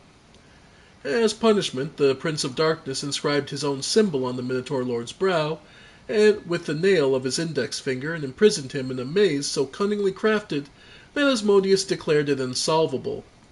In this act, the Lord of Hell overstepped. The cunning Baphomet not only solved the maze after only a decade, he stole the labyrinth itself from Hell, taking it with him when he returned to the Abyss. Baphomet claimed this new realm for himself. He plots and schemes from his redoubt to return to Hell, this time not to steal from Asmodeus, but to slay him. Let's start with something simple. So here's my first question. What is Lord Baphomet's favorite weapon? We will not answer to you. Our lord can wield any kind of weapon. He is all-powerful. Wrong. He wields no weapons at all. He doesn't need any. He just gores his enemies with his horns. Well, let's let it cook, folks. Let's let it cook. These answers are wrong. The correct answer is Isergal, a glaive made of red adamantine. This experiment has taken quite a surprising turn. I would never have expected the followers of the great Baphomet to be baffled by such a simple question. Fine. Let's recalibrate the difficulty and proceed with the next question. Please name Lord Baphomet's sacred animal. A bull! Of course, everybody knows that. Yep, and a cow. It's called an aurochs, actually. I'd like to ask you to stop prompting them, but it seems they could do with a prompt or two. It appears the experiment has yielded results which are as unexpected as they are incredible. Baphomet's cultists have not the slightest idea about who Baphomet really is, let alone any in-depth knowledge of his ideology or philosophy. I'm positive that this news will cause a sensation in widest scientific circles. Damn it! She's right. I'm a shitty excuse for a cultist. And my mother used to tell me to become a plowman. Hey, take it easy. We've only had 2 questions.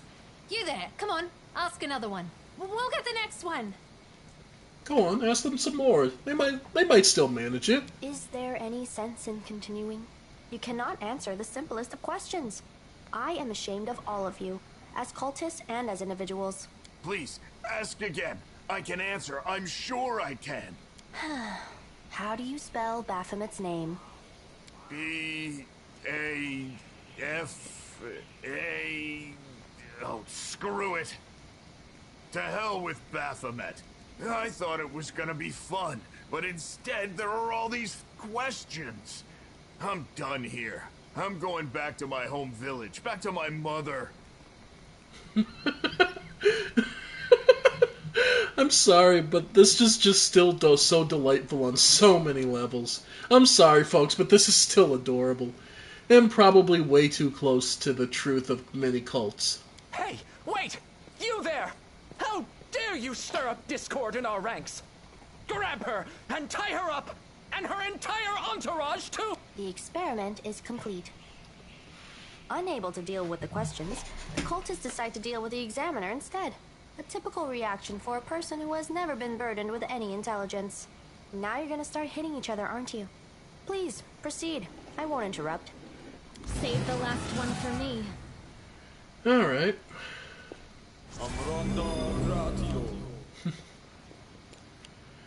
I still find that so funny.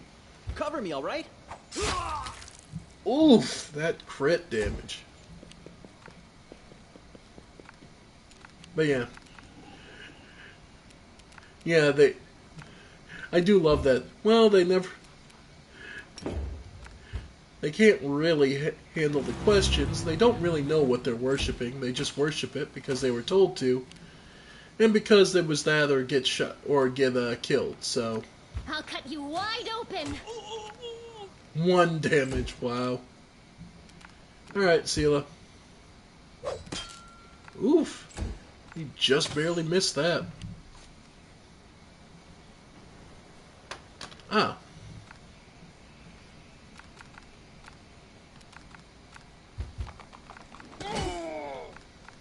There we go. There, the fighter took some damage.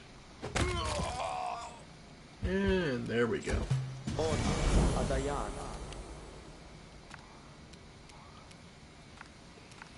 Okay. Nope. Alright, Aldebaran, see if you can't... Nope. There we go, there's some damage. The light take you! Yeah, that cultist is pretty rough. Or at least he knows how to take a hit on the dodge.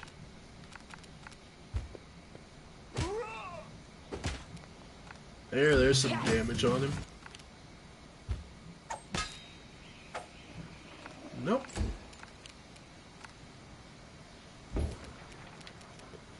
Yeah, let's try and make him easier to hit. Nope, made his will save. The spirits demand your blood. Man, this guy.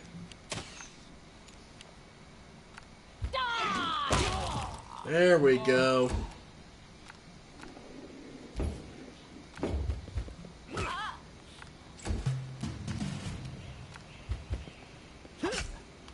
Nice. Now if they try to shoot, Attack! it'll be even harder for them. Hey, Millie actually got a hit off. The Inheritor, guide my blade! Nice. Can it be the end? Let's hear you cry. There we go.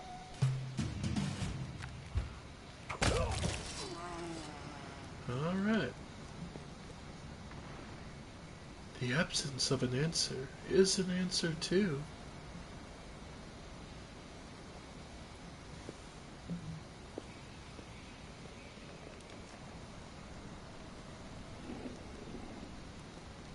The result is statistically predictable, especially considering their intelligence level. What about you, boy? Are you ready to answer some questions for the good of science? Let's proceed with the experiment. My first question is simple. Which colors does the goddess Iomade prefer?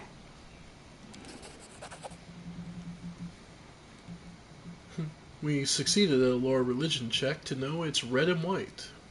Might as well. This answer is correct. It is comforting to meet at least one educated person in the melting pot of ignorance that is Canabras today. Let's proceed. Did Aradin take part in any crusade before he died? You know for sure that Aradin did not. Long before the World Wound died not long before the World Wound. No, he didn't. Your answer is correct. Aradin's death dates to 4606, and that is precisely the year when the World Wound was opened. The First Crusade started back in 4622.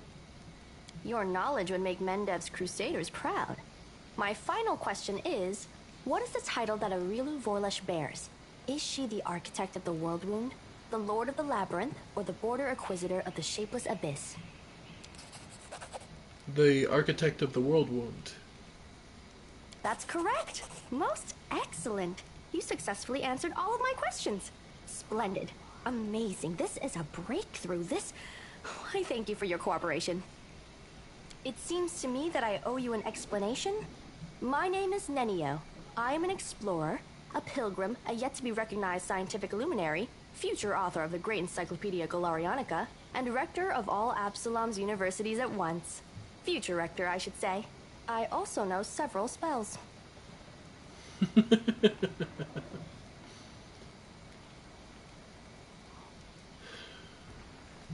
Now can you finally tell me what you were getting at with all those questions? It is so heartening to see you strive for knowledge.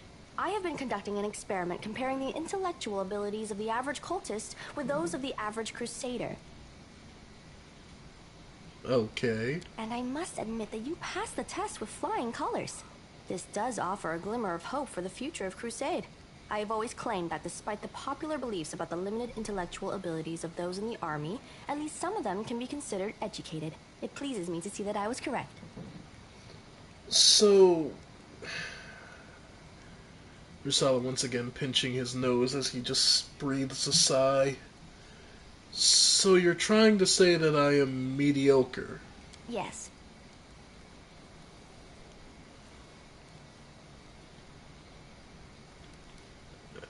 I have to go. Boy, hold on. I have a business proposition for you. I would like to hire you as my follower for future expeditions to the World Wound. Your duties will include helping me with experiments, running errands, and probably writing down my quotes for the edification of future generations. Truth be told, I have no money to pay you. But you will be aiding the progress of science, and that is its own reward.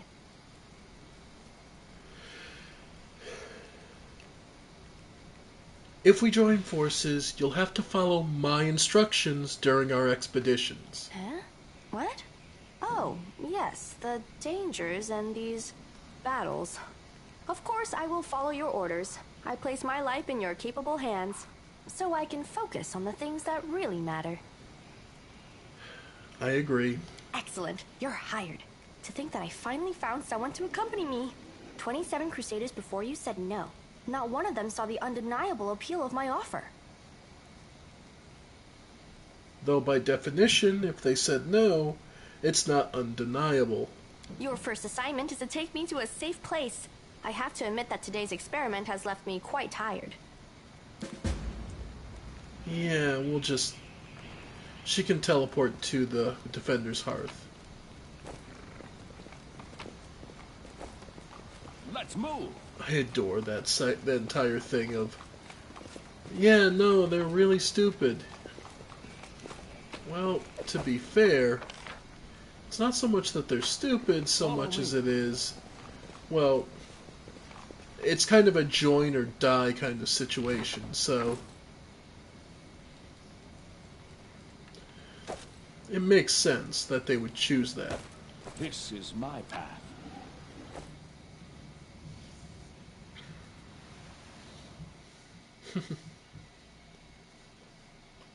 But still, some more resources, some more money.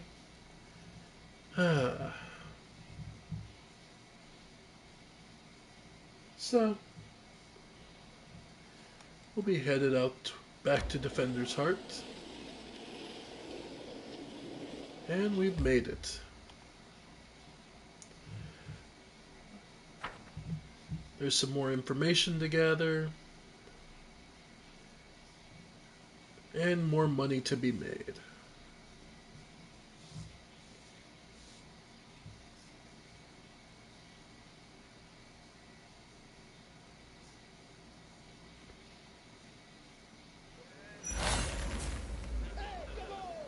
Alright.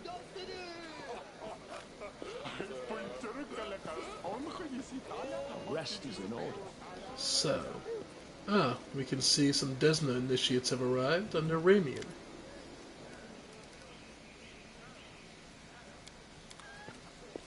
Well, that's useful.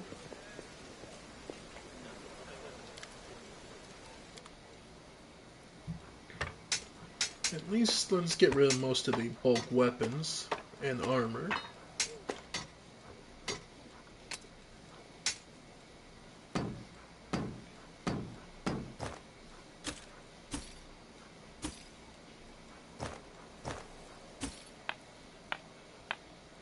Alright.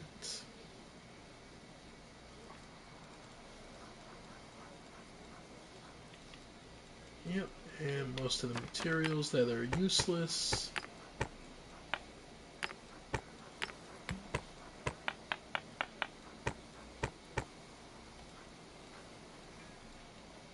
Alright.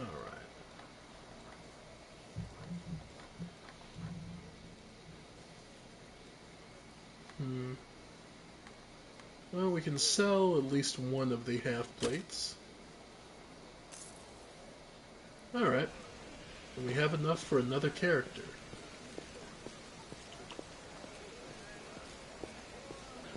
So...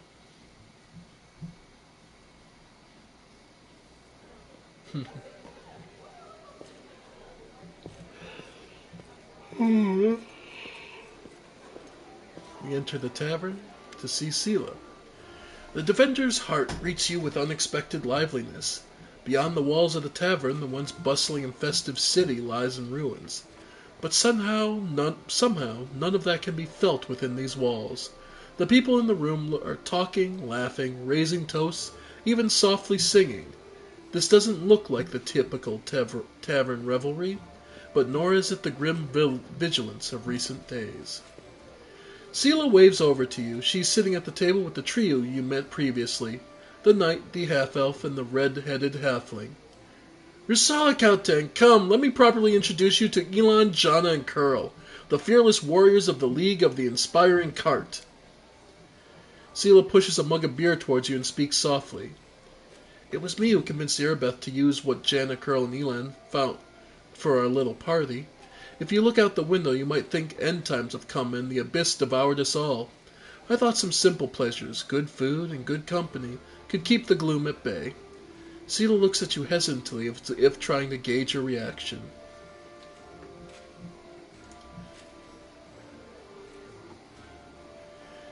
I understand, but we need to continue living and fighting, however hard that might be. I see nothing wrong with making a little profit from the chaos. Have I ever turned out Mayor making good company? Let's raise our mugs, my friends. Yeah, he's more of a party guy than I am. We don't drink, but...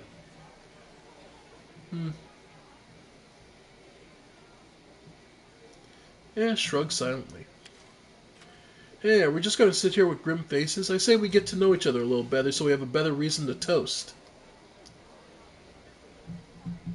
Alright.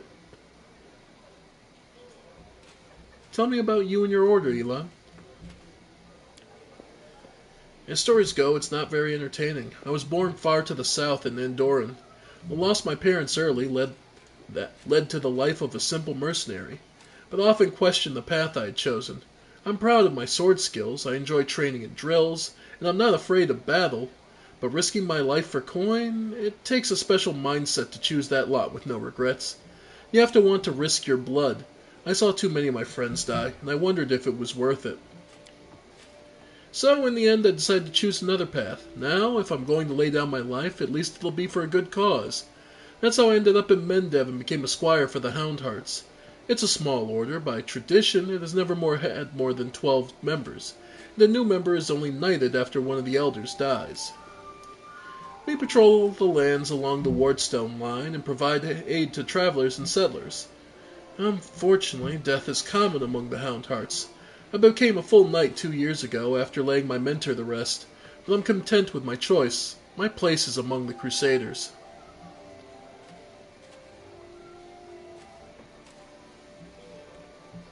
Have you ever been serving in the Eagle Watch long, Jenna? I signed up 4 days before the Zeman attack. Am I lucky or what? Jenna lets out a overly boisterous laugh. I'm an apprentice of a famous fencing master from Mivan, and I learned a thing or two from him. Believe me, I soon got bored of fighting off bandits and getting involved in petty squabbles of the bickering river kingdoms. I wanted a proper challenge, and you can't find a better place than Mendev. And what do you know, the moment I arrived, the demonic invasion began. My father would say that it's no accident. Fate brought me here.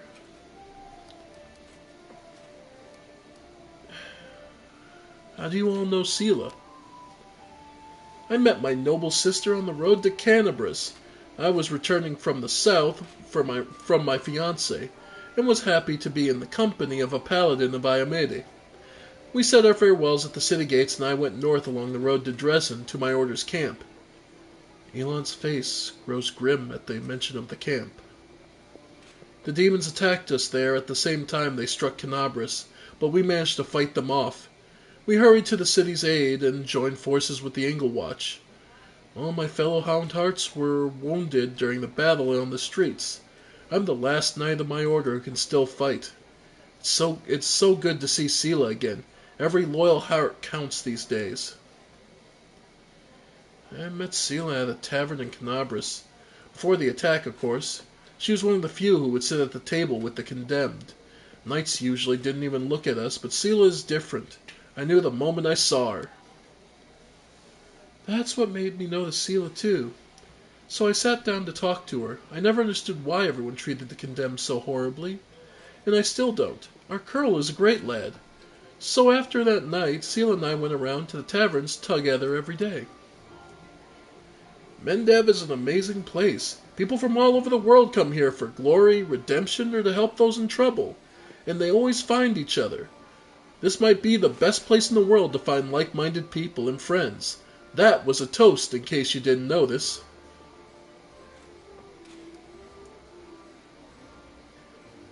So, Sela, did you just call me over because, or is something the matter? I didn't just want to talk about today's celebration. You see, Elon is in trouble. I want to help him, and I don't know anyone else in the city I can turn to. His fellow knights were all wounded in battle. Bad idea, sister. I told you. I don't want to bother anyone else with my problems. I need to handle them on my own. Oh, come on. Hiding your sadness from your friends is no way to live. Curl's right. Rusalakaten can't help me find you. Without his help, I'd be still looking for you all over Canabras. So, Elon, come on. Stop being so stubborn. Tell me more. The young knight shakes his head. In all truth, I do not wish to impose. My problems are just minor troubles. A paladin of Ayamede and her friends certainly have more important things to do, especially now that Canabras has been overrun with demons. If I've learned anything in life, it's that there's nothing minor about good and evil. Sheila begins seriously, but then a smile lights up her face. Take the three of you, for example. It seems like all you did was save one cart from lesser demons. But look how many people are happy now. That feat will never be sung of in songs. But who knows, maybe thanks to this one joyous hour of peace and rest, the defenders of Canabras will find the strength to protect the city. Sheila catches her breath. I talk too much, don't I? Well, Sir Elon, I want to help you, and my reputation as a holy warrior of Ayamede won't suffer if it's more of a minor adventure than a glorious feat.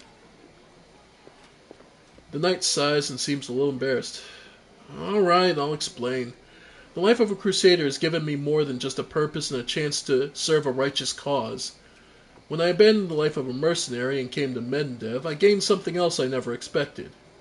It's here that I met, may all the ladies here forgive me, the finest girl in all the world. It's a miracle she found any love in her own heart for a bungler like me. But I'm not about to let this miracle go.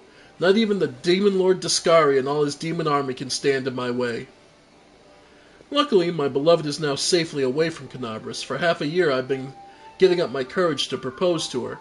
I even ordered a ring from Derek Sunhammer, the best jeweler in Mendev. Independent knightly orders live mostly off donations, and I'm not what you would call rich, but I so want to make Kiana happy.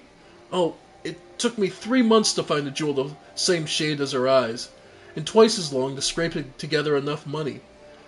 Master Derek's work was worth it, but I lost the ring during the demon attack, and I'll probably never find a worthy replacement. The ring's most likely still at the Houndheart's camp outside the city. Elon and his friends didn't have time to pack up their camp. First the demons ambushed them, and then they rushed off to help Canabras. I think we should at least go there and check. Not right now, of course, but once the situation in the city is under control. Fine, I'll help. Sheila puts her hand on your shoulder. Thanks for agreeing to help. Elon's a good man and a true knight. I think the world should repay those who are so devoted to doing good. Let's help him so he can propose to his beloved the way he wanted. Sheila, I hope you can convince Irabeth to let me go with you when you do this. I don't want to be parted from my friends. Of course, if the League of the Inspiring Cart has come together in this dark hour, we must continue onward together. So, something to take place the next time when we manage to resolve the issues in the city. Speaking of these issues in the city, it's time to add a new character. This one, Rusala is at the bar when all of a sudden he hears something familiar. A sound that's something akin to a whistling pot at first, before it finally boils over. He turns around and sees a face. His lips spread wide.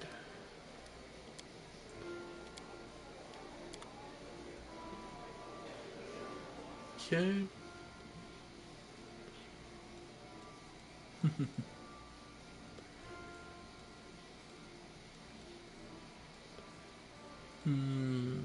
What face should I go with?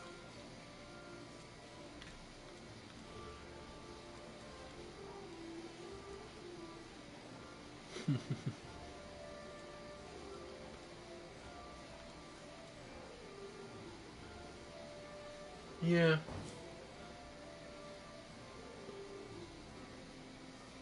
That'll work.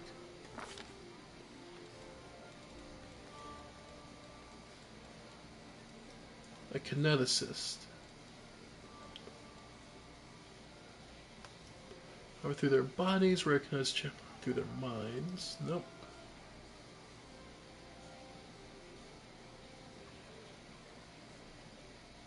Mind over matter.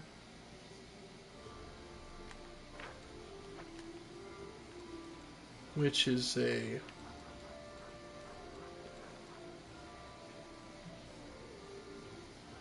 kinetic blast. Damage doesn't apply to kinetic blade, whip, invasions.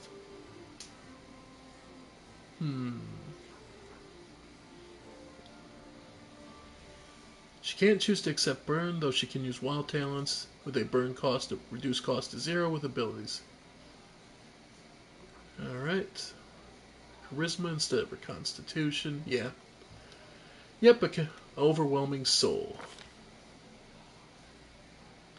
No, he looks more elven. He's actually a half-elf. Dual heritage. Loses adaptability and keen senses, but gains +2 on will saving throws and elven magic, which is... Spell, yep.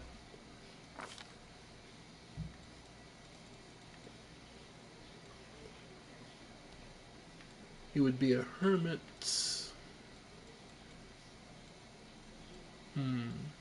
Just thinking. What's the equivalent?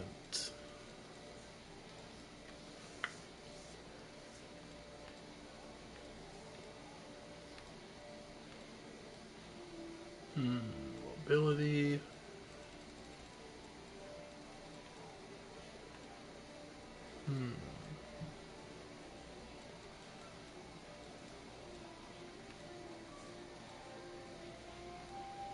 Athletics. Nah. Persuasion and trickery.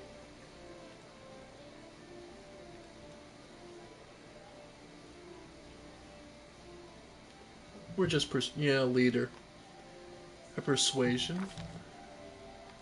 And yeah. Naturally, charisma. Dex. And 1 to con. Wisdom, no, where... Yeah, that feels right. Strong enough. Averagely strength, average intelligence, yeah. A little extra strength, a little extra dexterity. Actually, yeah, 14. Okay. Then persuasion, obviously, and use magic device, yeah.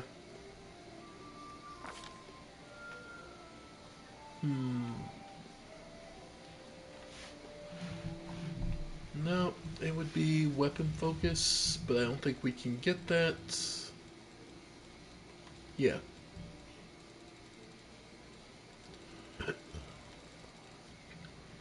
Yeah, not able to get it immediately, so spell penetration. Really useful for kineticists because there's so many. Yep, and yeah, he would start with fire. Extended range. Basically allowing it to spread as or kinetic blade. No. If your blast hits a foe and penetrates SR, the foe must succeed a will save or be dazzled for 1 minute, whether or not it takes damage. Yeah. And he's the only atheist. He's definitely an atheist. Chaotic good. Alright, the more skinny body type.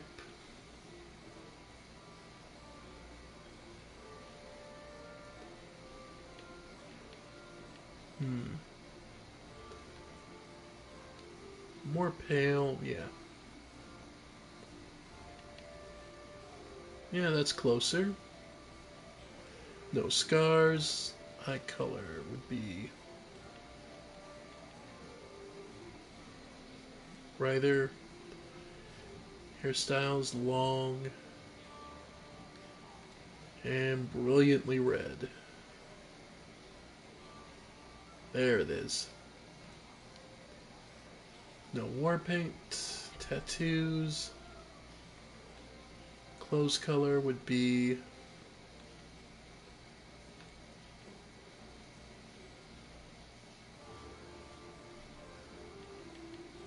yeah, that's good. I have no use for this.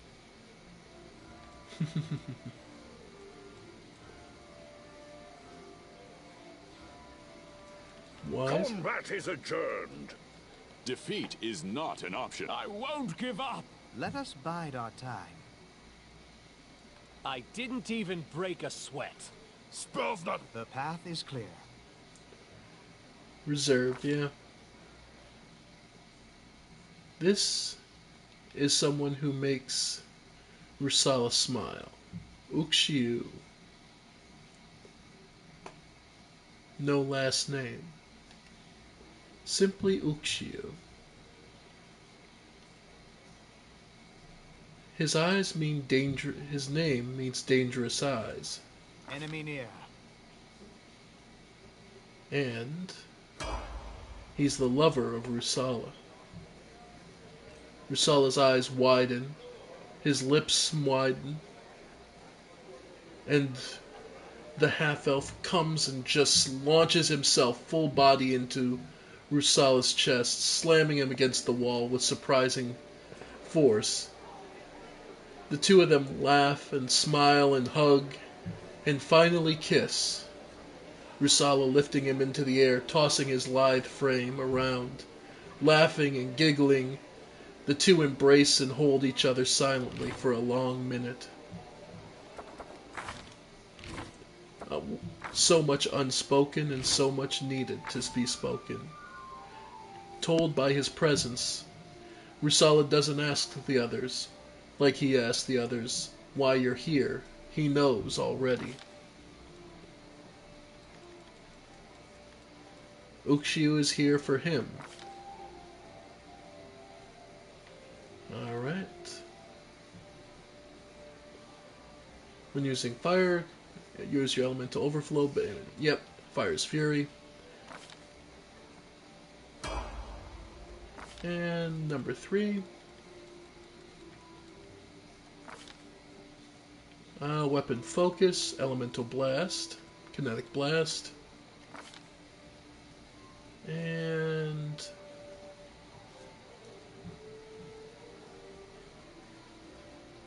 yep, and Burning Infusion.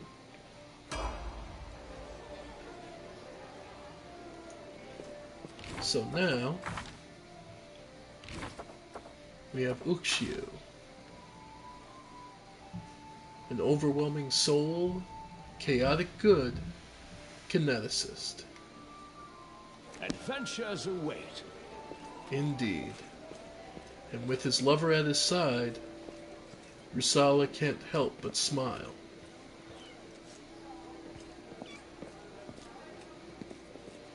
But first, we need to rest. But before we do, let's check everyone's spell books.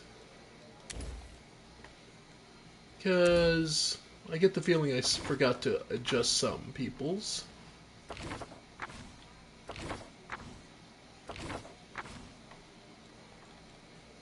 No, we did. Okay.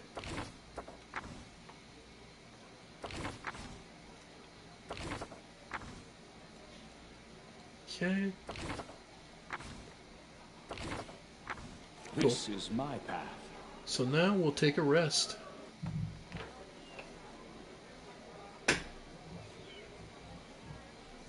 Rusala lays on the bed and feels a weight just thump against his chest.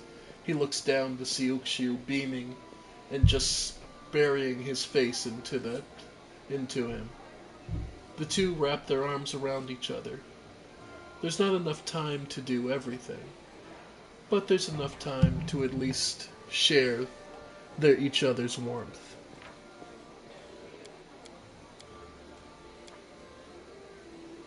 Vagrant, you sleep on the street, wear rags, and all of your friends are beggars.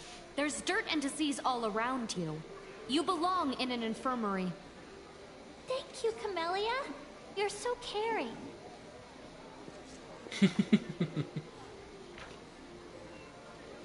You have to hate it when some people just completely miss your point, huh? Still, we've made it back.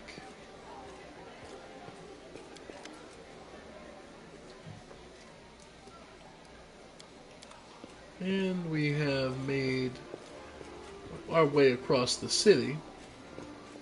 and another journey can begin again. How much weight do we have? 100 pounds. We could probably break that down a little more.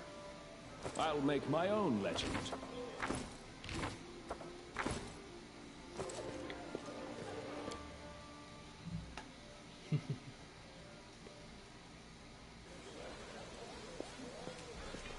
Still, we're doing fairly well. And we managed to open up a path across the city. So there's still more to see.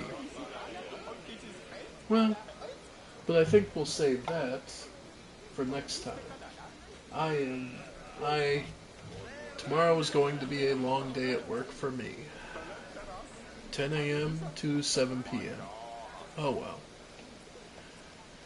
Still, I am still trying to give you all daily streams, so hopefully I'll be able to stream at least a little bit. So, thank you all for joining me. I have been the Ephemeral One. If you enjoy what I'm doing on my daily streams, please feel free to subscribe, donate to the coffee, or however you feel. Either way, I hope you all enjoy, and I'll join you next time on this, or maybe something else. Bye for now, folks. Bye for now.